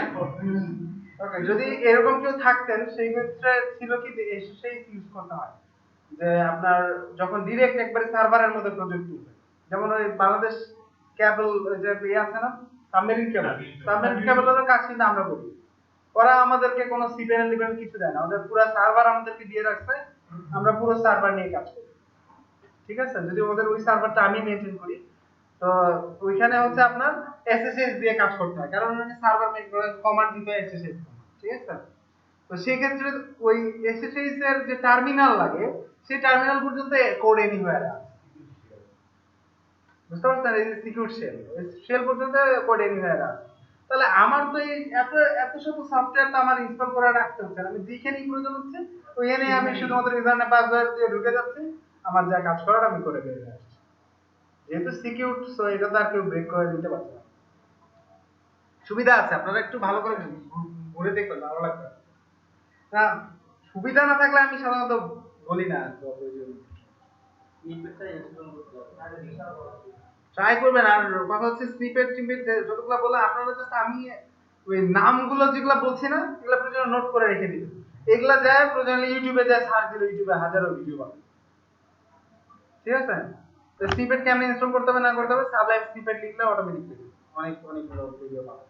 তো দরকার নাই এত মাথার মধ্যে প্রেশার না দরকার, ঠিক আছে? আমি এই জন্য অনেকে আছে, আমি অনেক প্রোগ্রামের সিরিজ মনে রাখি না, কিছু মনে রাখি না, মাথার মধ্যে শুধু শুধু এত বোঝা চাপায় আর লাভ আছে নাকি? দরকার আছে? দরকার নাই তো, সবকিছুই তো অ্যাভেলেবেল আপনার হাতের কাছে আছে, আপনি খালি দিবেন আর পাবেন। আর এর থেকেও মজার ব্যাপার আছে, বুঝছেন? স্নিপেটের থেকেও মজার এখানে স্নিপেট বানানো যায়, সাবলাইম টেক্সটের স্নিপেট বানানো যায়। যেগুলো বানানো নাই সেগুলো আমি বানায় বানায় রেখে দিচ্ছি। যেগুলা মনে করেন একটা লগ ইন ফর্ম, তো লগ ইন ফর্মে লগ ইনের জন্য যা কাজ মনে করেন আমি সবসময় একই টেকনিকে কাজ করি। সাপোজ ধরেন তা আমি মনে করেন ওই জাস্ট ওই পুরো লগ ইন ফর্মের জন্য আমার যা কোড আছে যা কিছু আছে সব পুরোটাই আমি স্নিপেট বানায় রাখছি। জাস্ট আমি এটা আমার তৈরি করা কিন্তু ম্যানুয়ালি আমি বানাইছি। আমি জাস্ট এই করে ঢুকে ওই লগ ইন ফর্ম লিখে আমি ট্যাব দিয়ে এন্টার করলেই বাস আমার পুরো লগ ইন ফর্ম চলে আসে। কিছু করা লাগবে না। এইগুলা ফেসিলিটি নিতে হবে না, তাই না? ওকে, তাহলে এখানে আমরা যাই। ওকে, তাহলে কন্ডিশন আমাদের আর কোনো বোধহয় মাথা ব্যথার কারণ নেই, কন্ডিশন খুবই ইজি, আপনারা পারবেন। আমাদের এখন একটা বিষয় হচ্ছে যে আমাদেরকে জানতে হবে সেটা হচ্ছে লুপ। আর এই কয়েকটা জিনিসই জানলে আপনাদের প্রোগ্রামিংটা মানে অনেক ইজি হয়ে যাবে। তারপরে যেগুলো জানতে হয় ওগুলো হচ্ছে সবগুলোই মনে করেন লাইব্রেরি ফাংশন। এখানে অ্যারে আছে, অবজেক্ট আছে, ঠিক আছে? এখানে অ্যারে আছে, অবজেক্ট আছে। অ্যারে আমি গতদিন একটু দেখাইছিলাম যে থার্ড ব্র্যাকেটের ভিতরে অনেকগুলো কমা দিয়ে যে এলিমেন্ট রাখানো ছিল, প্রত্যেকটা অ্যারে আইটেম ছিল, দেখেন না আপনারা? তারপর অবজেক্ট সম্পর্কে তো আমরা গতদিন একটু ভালোই শিখছি, কারণ এই যে ডোম শিখতে যায় বোধহয় অবজেক্টটা আমাদের একটু ভালোভাবে আয়ত্তে আসছে নাকি? দেখছি না অবজেক্টটা আমরা? আপনারা কি বাসায় যায় দেখেন তো নাকি? জ্বর টোর যাই আসুক না কেন এখন কিন্তু আপনারা দেখবেন যায়, বুঝছেন? জ্বর সর্দি এখন ওয়েদার চেঞ্জ, বাংলাদেশের 2 দিন পর পরে ওয়েদার চেঞ্জ, জ্বর সর্দি লেগেই থাকে। তো এগুলা মাথায় নিয়ে আসা যাবে, আপনারা কাজ করবেন মানে প্র্যাকটিস করবেন, প্র্যাকটিস ছাড়া আসলে কোনো কিছুই সম্ভব না। হ্যাঁ, বাড়তেই থাকবে আর বাড়তেই থাকবে, কারণ এই যে এখানে দেখেন, এখানে যে ডে ইউজ করে আমরা যে বললাম একটু আগে, এইখানে অবজেক্ট মেথড ইউজ করছি, বুঝছেন? এই যে নিউ ডেট, এটা কিন্তু একটা অবজেক্ট এখানে তৈরি হয়ে গেল। ওই অবজেক্টের আবার একটা মেথড হচ্ছে এই যে গেট ডেট। আর অবজেক্ট মেথড গুলো সবসময় কোনো না কোনো অবজেক্ট নিয়েই কাজ করবে। অবজেক্ট যদি না দেন তাহলে কিন্তু সে ওই অবজেক্ট গুলাই আর ইনপুট বলে না, না ওই এটাই করতে হবে। হ্যাঁ, ওখানে গেটের ফাংশনের ভিতরেই চার্জের মান এগুলো সব আছে, মানে অবজেক্টের গেট ডেটা আসলে এই যে ডেট, এই নিউ ডেট যখন দিলেন ডেটটা চলে আসলো এই নিউ ডেটের মধ্যে, এইখান থেকে তখন সে ওই গেট ডেটা যেটা করছে ডেটা বের করে নিচ্ছে। ও ব্যাকএন্ডে ক্রিয়েট করাই আছে, সব ওখান থেকে ইনফরমেশন গুলো চলে আসছে। আমার এই যে আমার কম্পিউটারের ইনফরমেশন কিন্তু সে নিচ্ছে, সে ব্রাউজার থেকে ডেটটা নিবে, আজকের ডেটটা, আজকের ডেট যখন নিল, ডেটটা নিউ ডেট যখন আমি দিলাম একটা অবজেক্ট তৈরি হয়ে গেল, অবজেক্টের মধ্যে ওই আজকের ডেটটা ঢুকে থাকবে। ওইটাকে আমি বের করব কিভাবে? একটা ফাংশন আছে গেট ডেট, শুধু ডেটাকে আমি বের করছি, কারণ ডেট মানে কি জানো তো, টাইমও আছে। যখনই আমি এটা বললাম সাথে সাথে আমার টাইমটা সব ঢুকে গেল ভিতরে। ফাংশনের সফটওয়্যার। হ্যাঁ, এই যে ফাংশনটা ওইটাকে সহজে আর কি ওইটাকে এক্সট্রাক্ট করে ডেটাটা বের করে দিল, সাথে সাথে আমার ডেটা আসবে এইভাবে, এই ফরম্যাটে সানডে মানডে এই ফরম্যাটে, এই সরি ডেটা চলে যাবে যে এইভাবে 0 1 2 3 4 এইভাবে চলে আসবে। অবজেক্ট নিয়ে ক্লাস হয়ে গেছে না? আপনি তো সবগুলো ক্লাসেই বোধহয় করছেন না, আমি সেদিন আমার তো আর্লি চলে যেতে হয়েছে এটা আর নাই। ওকে, সমস্যা নেই, অবজেক্ট খুব সহজ জিনিস পাবেন, আর ইনারাও খুব ভালোভাবে বুঝতে পারছে যে অবজেক্ট কি জিনিস, অবজেক্ট কি জিনিস আর অবজেক্টের প্রপার্টি কি জিনিস বুঝতে পারছে। অবজেক্টই আমার কাছে আপনি যদি অবজেক্ট হন আপনার চশমাটা অবজেক্টের প্রপার্টি, আর এই প্রপার্টি গুলোকে নিয়ে এই যে ফাংশনটা কাজ করতে পারে। ঠিক আছে, চশমাটা যদি একটা অবজেক্ট হয় চশমার কালার চশমা যদি আবার একটা অবজেক্ট হয় চশমার লেন্স আবার হচ্ছে ওইটা অবজেক্টের প্রপার্টি, চশমার প্রপার্টি হচ্ছে লেন্সটা। একটা আবার লেন্সটাকে যখন হিসাব করবেন তখন আবার ওই লেন্সটার পাওয়ার কি পরিমাণ সেটা আবার ওর প্রপার্টি লাগে। আচ্ছা আচ্ছা বুঝতে পারছেন? আর সেটা ডিপেন্ড করবে এখন কোনটা এক কোষী প্রাণী, কোনটা হচ্ছে দুই কোষী, তিন কোষী, নাকি বহু কোষী। এই তো আরো ভালো বলছে। আসলে কি স্যার অনেকটা এইসব অ্যাটমের মতো রাইট, মানে যত ভাঙবেন তত ভাঙতে ভাঙতে ভাঙতে ভাঙতে নিচ্ছে সবার শেষে যায় তখন আর অবজেক্ট থাকে না। অবজেক্ট মানে অবজেক্টের মধ্যে কিছু না কিছু অপশন। হ্যাঁ বলেন কি স্যার? হ্যাঁ মজার, এই জিনিসগুলো কি মজার না? সবকিছু আসলে আমরা তো, আমি তো দিচ্ছি মজাই। ওকে, খালি একটু দেখবেন বুঝছেন, এই যে বিশেষ করে যে অবজেক্ট যদি খুব ভালোভাবে দেখেন আপনারা, তাহলে মনে করেন আপনারা এই স্কোপটা যদি ভালো করে দেখেন তাহলে দেখবেন আপনার ওই এঙ্গুলার কোনো ব্যাপারই না, ইজি সব। ঠিক আছে, হ্যাঁ স্কোপটা কি স্কোপ আমরা নরমালি স্কোপ বলতে কি বুঝি? হ্যাঁ বলেন স্কোপ। স্কোপ তো বিরকম বিকজ একটা স্কোপ লাইক আমি কোনো যে লম্বা বলছেন মধ্যে দেখতে ওটা একটা স্কোপ, আর একটা স্কোপ যে আমি কোনো সুযোগ পাই প্রবলেম হচ্ছে এত ইংলিশ আমি জানি না তো, ভোকাবুলারি আমার খুব, না না আমারও সেই মানে সেই জন্যই তো আমি বলছি আর কি। আপনি দুইটা মিনিং বের করলেন, আমি তো এখন নিজে হতবাক হয়ে গেছি যে এখন আমি কোনটা দিয়ে আসলে বলবো। না আসলে না প্রোগ্রামিং এ যেটা দেখ, প্রোগ্রামিং এর ভাষায় স্কোপ হচ্ছে যেটা আমরা বলি হচ্ছে ধরেন আহ, মানে সুযোগটাও বলতে পারি। আসলে বাংলায় কোনো কিছু বোঝানোটা না জিনিসটা টাফ হয়ে যায়, আমি বুঝতেছি জিনিসটা কি। ওকে, স্কোপটা হচ্ছে বলতে পারি কি রকম সুযোগই বলতে পারি, যে আসলে যেখান থেকে মনে করেন আমি কোনো কিছু একটা পাচ্ছি আর কি। ঠিক আছে, তো এই স্কোপটা কিন্তু, হ্যাঁ এক্সাম্পলটা দেখেন তাহলে বুঝতে পারবেন। ধরেন এখানে স্কোপ হচ্ছে কোনটা বলবো, সাপোজ এই যে একটা জিনিস আমি গতদিন একটা শব্দ উচ্চারণ করছিলাম, সেটা হচ্ছে এক্সিকিউশন কনটেক্সট।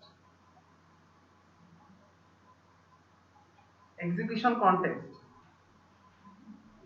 আপনারা খেয়াল করছেন? বলছি যে সেটা কি মনে করতে পারছেন কিনা সেটা বলেন। আমি যখন এই যে ওয়ার্ড গুলো যখন বলছি তখন আপনারা এগুলো একটু লিখে ফেলবেন, এগুলা বহুত কাজে দিবে আপনার। ঠিক আছে, এই এক্সিকিউশন কনটেক্সট আমি প্রোগ্রামিং জানার মানে আমি এক্সিকিউশন কনটেক্সট নিয়ে কাজ করছি অনেকদিন, আমি জানছি মনে করেন কম্পিউটার 4 বছর পর। তো এই শব্দটা কিন্তু অনেক ইম্পর্টেন্ট, আর এই শব্দটা আপনার অনেক কিছু সহজ করে দেবে। আপনি যদি এক্সিকিউশন কনটেক্সট থেকে সার্চ দেন আর যা পাবেন আপনি রেজাল্ট, এটা যদি একটু পড়েন আপনার দেখুন অনেক কিছু সহজ হবে। এক্সিকিউশন কনটেক্সট, ঠিক আছে। এখন কথা হচ্ছে এক্সিকিউশন, যার এক্সিকিউশন কনটেক্সটে যে আছে ওইখান থেকে সে যেটা পাচ্ছে আর কি, এই হচ্ছে স্কোপ। মনে করেন সবার একটা আলাদা আলাদা পরিধি আছে। এখন আমার সামনে একজন এখানে মনে করেন বসে, বা আমার এখানে একটা মাছি আছে, আমি এটাকে এভাবে বাড়ি মারলাম, তার মানে কি এইটা আমার এক্সিকিউশন কনটেক্সটের মধ্যে আছে। আর ওই জায়গায় আছে, এটাকে আমি কি মারতে পারবো না। আর ওইটাকে বাড়ি মারতে গেলে আমার মনে করেন রিমোট আছে, আর রিমোট দিয়ে ওই ফ্যানটা চালু হয়, আর ওই ফ্যানটা অনেক বেশি স্পিডে ঘোরানো সম্ভব। ওইখানে যে মাছিটা আছে আমি কি হলো রিমোট চাপ দিয়ে ফ্যানটা অন করে স্পিডটা অনেক বাড়াই দিলাম, ওই ফ্যানের কিন্তু ধাক্কা কিন্তু মাছিটা পাচ্ছে। ওইটাও হচ্ছে কিন্তু আমার এক্সিকিউশন কনটেক্সটের মধ্যে তখন পড়বে কি, যদি আমার এরকম কোনো ক্ষমতা থাকে, এরকম এক্সিকিউশন কনটেক্সট থাকে। এবং ওই এক্সিকিউশন কনটেক্সটের ভিতরে যতগুলো ভেরিয়েবল আছে, এখন এখন একটা জিনিস লক্ষ্য করুন যে আমরা ওই নরমালি একটা ভেরিয়েবল ডিক্লেয়ার করলাম সাপোজ a, আবার কোন একটা ফাংশনের ভিতরে যায় আমি ভেরিয়েবল ডিক্লেয়ার করলাম a, দুইটাই কিন্তু ভেরিয়েবল এবং দুইটাই a, কিন্তু দুইটাকে প্রিন্ট করলে কিন্তু আমি সেম ডেটা পাবো না। ফাংশনটা নিজের তো আলাদা জিনিস আর এটা হচ্ছে আলাদা জিনিস। এই এ যে আছে এর যে একটা নির্দিষ্ট জায়গা আছে, এটা হচ্ছে এর এক্সিকিউশন কনটেক্সট, আর ওইখানে যে এটা আছে ওইটা হচ্ছে ওর এক্সিকিউশন। আচ্ছা বুঝতে পারছেন কথা? এই এক্সিকিউশন কনটেক্সটটা কিন্তু আমাদের বুঝতে হবে। যদি আমরা বুঝি তাহলে এই ক্ষেত্রে আপনারা যখন কাজ করবেন পরবর্তীতে যায় দেখবেন যে আপনারা ভিতরে দেখবেন এই জাস্ট কাজ করছি, তখন দেখবেন আমরা এক্সিকিউশন কনটেক্সটটা হারাই ফেলছি। আমি একটা গ্লোবাল, তখন এই যে এই জন্য আসলে গ্লোবাল ভেরিয়েবল গুলো আসছে, তাই যে সুপার গ্লোবাল ভেরিয়েবল গুলো আসছে, কারণ ওর ক্ষমতা আছে যে যখন একটাকে আমি গ্লোবাল বলে দিই, তখন ওই গ্লোবালটার ক্ষমতা আছে সব মানে পুরো যত গোটা ওয়ার্ল্ডের মধ্যে ওর এক্সিকিউশন করে। তো যেখানে ইচ্ছা সেখান থেকে আমি ওই গ্লোবালিটি ডিক্লেয়ার করছি, সেটার ভ্যালু আমি যে কোনো জায়গায় দিলাম, আমি একটা ফাংশনের ভিতরে গেলেও ওই এর ভ্যালুটা দিলাম। আমার কথা বুঝছেন? এটা কিন্তু অনেক ইম্পর্টেন্ট একটা ব্যাপার, এটা অনেকেই প্রথম দিকে মানে করে চলে যায়, স্কিপ করে চলে যায়, মনে করেন এটা বোধহয় তেমন একটা এটাই খুবই ইম্পর্টেন্ট। আমার কতটুকু পর্যন্ত ক্ষমতা আছে এই ভেরিয়েবলটা যে আমার হাতে আছে, বা এই যে দাবা খেলেন না অনেকে, দাবার একটা গুটি, ওর তো ক্ষমতা আছে তাই না, সবগুলোর ক্ষমতা তার একরকম না, কারণ কার ক্ষমতা কত দূর পর্যন্ত সেটা তো আমার বুঝতে হবে, সেটা না জানি আমি দাবা খেলতে পারবো নাকি বলো, পারবো খেলতে? সেম জিনিসটাই এখানে, কারণ আমার হাতে ভেরিয়েবল আছে 10টা, কারণ ভেরিয়েবল বাইরেও আছে, গ্লোবালি আছে, এখানে আছে, সেখানে আছে, অনেক জায়গায় কোনো একটা ফাংশনের মধ্যে ঢুকে আছে, ওইটার ভ্যালুটা আমার এখন দরকার। একটা ফাংশনের ভিতরে যে ভেরিয়েবল আছে, সে একটা মনে করেন ভেরিয়েবল আমি রাখছি, ধরেন এ বি একটা ভেরিয়েবল, আমি চাচ্ছি যে ওই ফাংশনের ভিতরে যায় যখন আমার 10-এর চেয়ে বেশি ভ্যালু হচ্ছে, ওই ফাংশনের মধ্যে যখন ভ্যালুটা 10-এর চেয়ে বেশি হচ্ছে, তখন আমি চাচ্ছি ওই বি এর মধ্যে আমি একটা ভ্যালু অ্যাসাইন করব, এবং পরবর্তীতে এসে আমার ওই ফাংশনের ভিতরে যে ভ্যালুটা আমি দিলাম ওই বি এর মধ্যে, ওই বি এর ভ্যালুটা আমার পরবর্তীতে দরকার, তখন আমি কি করব, তখন আমি ওই বিটাকে আগেই গ্লোবাল ভেরিয়েবল হিসেবে ডিক্লেয়ার করব, তাহলে আমি সব জায়গাতেই পাচ্ছি, তখন আমি ওই ফাংশনের ভিতরে কিন্তু এই বি এর ভ্যালুটাকে বিটাকে কিন্তু নাড়াচাড়া করতে হবে, বি এর ভ্যালুটা ওইখান থেকে বাড়াই দিতে হবে। বুঝতে পারছেন না? আর এইখানেই হচ্ছে স্কোপটা, যে আপনার স্কোপ ওই ভেরিয়েবলের স্কোপটা ওইখানেই, ওই যে ওইখান থেকে যে ডেটাটা যে সে পাচ্ছে, এটাই হচ্ছে ওই ভেরিয়েবলের স্কোপ। বুঝতে পারছেন? এটা খুবই ইম্পর্টেন্ট একটা ইস্যু। আর এটা হচ্ছে আমি বললাম না যে এটা স্কোপটা যদি আপনারা ভালো করে একটু বুঝেন, তাহলে সেক্ষেত্রে এঙ্গুলারের মধ্যে যায় দেখবেন স্কোপটা মানে হরহামেশা স্কোপ শব্দটা শুনতে পাবেন ওইখানে। বুঝতে পারছেন? তাহলে আমরা বোধহয় একটু লাইন ব্রেক করে গেছি নাকি, অবজেক্টে ছিলাম, অবজেক্টসের এখানে এসে আমি অবজেক্টটা আর একটু ক্লিয়ার করে দিই আপনাদের এখানে। অবজেক্টের বেশ কয়েকটা জিনিস এখানে দরকার, যেমন একটা অবজেক্ট মেথড কিভাবে তৈরি করা যায়। আমরা কিন্তু অবজেক্ট মেথডগুলোকে ইউজ করছি, ফাংশন কিভাবে, ফাংশনে কিন্তু মেথড, ওই ফাংশন আর মেথড কিন্তু জাস্ট একটা নাম আর কি, দুটো আলাদা আলাদা নাম, একই জিনিস ফাংশন আর মেথড। কিন্তু আমরা ফাংশন তৈরি করতে শিখছি, অর্থাৎ মেথড কিন্তু তৈরি করতে শিখছি, আমরা শিখি নাই, কিন্তু অবজেক্ট মেথড কি আমরা তৈরি করতে শিখছি? সেটা তো আমাদের শেখা দরকার না? এইখানে দেখেন, এই যে এইখানে একটা অবজেক্ট মেথড তৈরি করতে শেখাচ্ছে, এই যে এইটুকু অংশের মধ্যে, আর এইটুকু অংশের মধ্যে কিভাবে শেখাচ্ছে, যেমন এটা কিন্তু অবজেক্টের একটা প্রপার্টি, প্রথমটা হচ্ছে ফার্স্ট নেম, তারপরে হচ্ছে লাস্ট নেম, তারপর হচ্ছে এজ, তারপর হচ্ছে আইডি। আপনারা দেখতে পাচ্ছেন না সবাই প্রপার্টি গুলো? ওকে, এইখানে একটা প্রপার্টি একটু ভিন্ন, এগুলা সবগুলো একটা করে ভ্যালু নিছে, বাট একটা প্রপার্টি একবারই ভিন্ন, সেটা হচ্ছে একটা হচ্ছে ফাংশন, একটার ভিতরে একটা প্রপার্টির ভিতরে ঢুকে আছে কি একটা ফাংশন, তাই না? একটা ফাংশন ঢুকে আছে। এখন এই ফাংশনের মধ্যে যা আমরা করছি কি, এই ফাংশনটা কিন্তু স্পেসিফিক কোনো নাম নাই, নাম আছে? এই ফাংশনটার নাম হচ্ছে এই ভেরিয়েবলটা, বা এই যে এই প্রপার্টিটা এর হচ্ছে নাম, ঠিক আছে? এখানে যেটা করছে যে এই ফাংশনটা যেটা করছে যে রিটার্ন করছে দিস ডট ফার্স্ট, দিস মানে হচ্ছে সে নিজেই, আমি একটা জিনিস বোঝা যাচ্ছে সে নিজেই, এখানে দিস হচ্ছে কিন্তু এই অবজেক্টটা, দিস হচ্ছে এখানে কে, এই অবজেক্টটা। তো এই যে this dot first name, this dot first name মানে কি হচ্ছে তাহলে, এই যে অবজেক্টটা যে আছে, এই অবজেক্টটার যে ফার্স্ট নেমটা, অর্থাৎ একটা কিন্তু এখানে একটা প্রপার্টি আছে, ওর একটা ভ্যালু আছে, অর্থাৎ এই অবজেক্টের ফার্স্ট নেমটা নিয়ে আসলো সে এখানে, আর এর সাথে এই যে কনকেট করছে প্লাস দিয়ে, দেখেন দুইটা ডাবল কোটেশন দিয়ে মাঝখানে একটা স্পেস রাখছে, কেন? কারণ ফার্স্ট নেমের মাঝখানে একটা স্পেস যদি না থাকে, ফার্স্ট নেম আর লাস্ট নেম মিলায় কি হবে অবস্থা, এই জন্য মাঝখানে একটা স্পেস রেখে তারপরে লাস্ট নেমটা নিয়ে আসে বসে। আর আমি বলছি একটা জিনিস, যে অবজেক্ট মেথড সব সময় অবজেক্টের ভিতরের প্রপার্টি গুলোকে নিয়েই কাজ করে, বলছি না আপনাদেরকে যে অবজেক্টের মেথড গুলো অর্থাৎ অবজেক্ট মেথড যেটা এর সবসময় অবজেক্টের ভিতরের প্রপার্টি গুলোকে নিয়ে কাজ করবে। এর ভিতরের প্রপার্টি হচ্ছে একটা প্রপার্টি হচ্ছে ফার্স্ট নেম, একটা প্রপার্টি হচ্ছে লাস্ট নেম, এই দুটাকে হচ্ছে যোগ করে সে ফার্স্ট নেমের মধ্যে রেখে দিচ্ছে।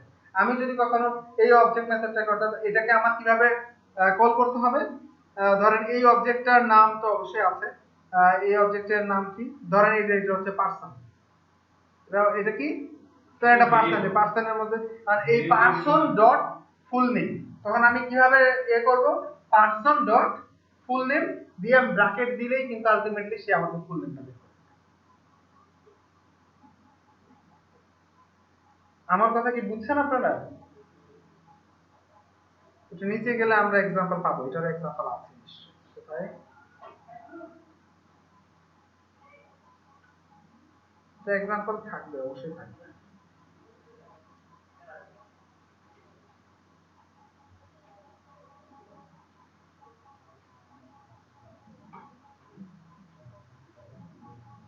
হ্যাঁ বলেন কি স্যার, বলেন আমাকে বলেন, সমস্যা নেই,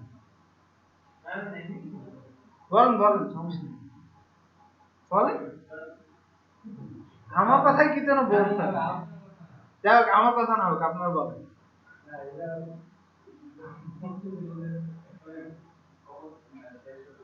ক্লাস অলরেডি মনে করেন শেষ, আমারও গাড়ি আছে, আমি আসাই যাবো আজকে, বুঝছেন? যাই হোক, কথা হচ্ছে আমার গাড়ি আছে, আমি তাড়াতাড়ি ছেড়ে দিতে চাইছিলাম, কিন্তু কথা হচ্ছে আমার তো শেষ করতে হবে আমার, তাই না? এই জন্য একটু বেশিক্ষণ ধরে ক্লাস নেয়, বেশিক্ষণ না, আপনাদের ক্লাস টাইম দিলে শেষ হয়, ঠিক আছে? তাহলে এই জিনিসগুলো কি আপনারা ক্লিয়ার কিনা? সহজ, কিন্তু সহজ একদম। হ্যাঁ হ্যাঁ, জাভাস্ক্রিপ্ট আপনাদের কিন্তু নরমালি যা শেখার তাকে তো আপনাদের শিখে যাচ্ছে, অনেক কিছু আপনাদের ক্লিয়ার হয়ে যাবে PHP। ওইখানেও যা আপনার ভেরিয়েবলই পাবেন, খালি এখানে ডলার সাইন দিয়ে ভেরিয়েবল ডিক্লেয়ার করতে হয়।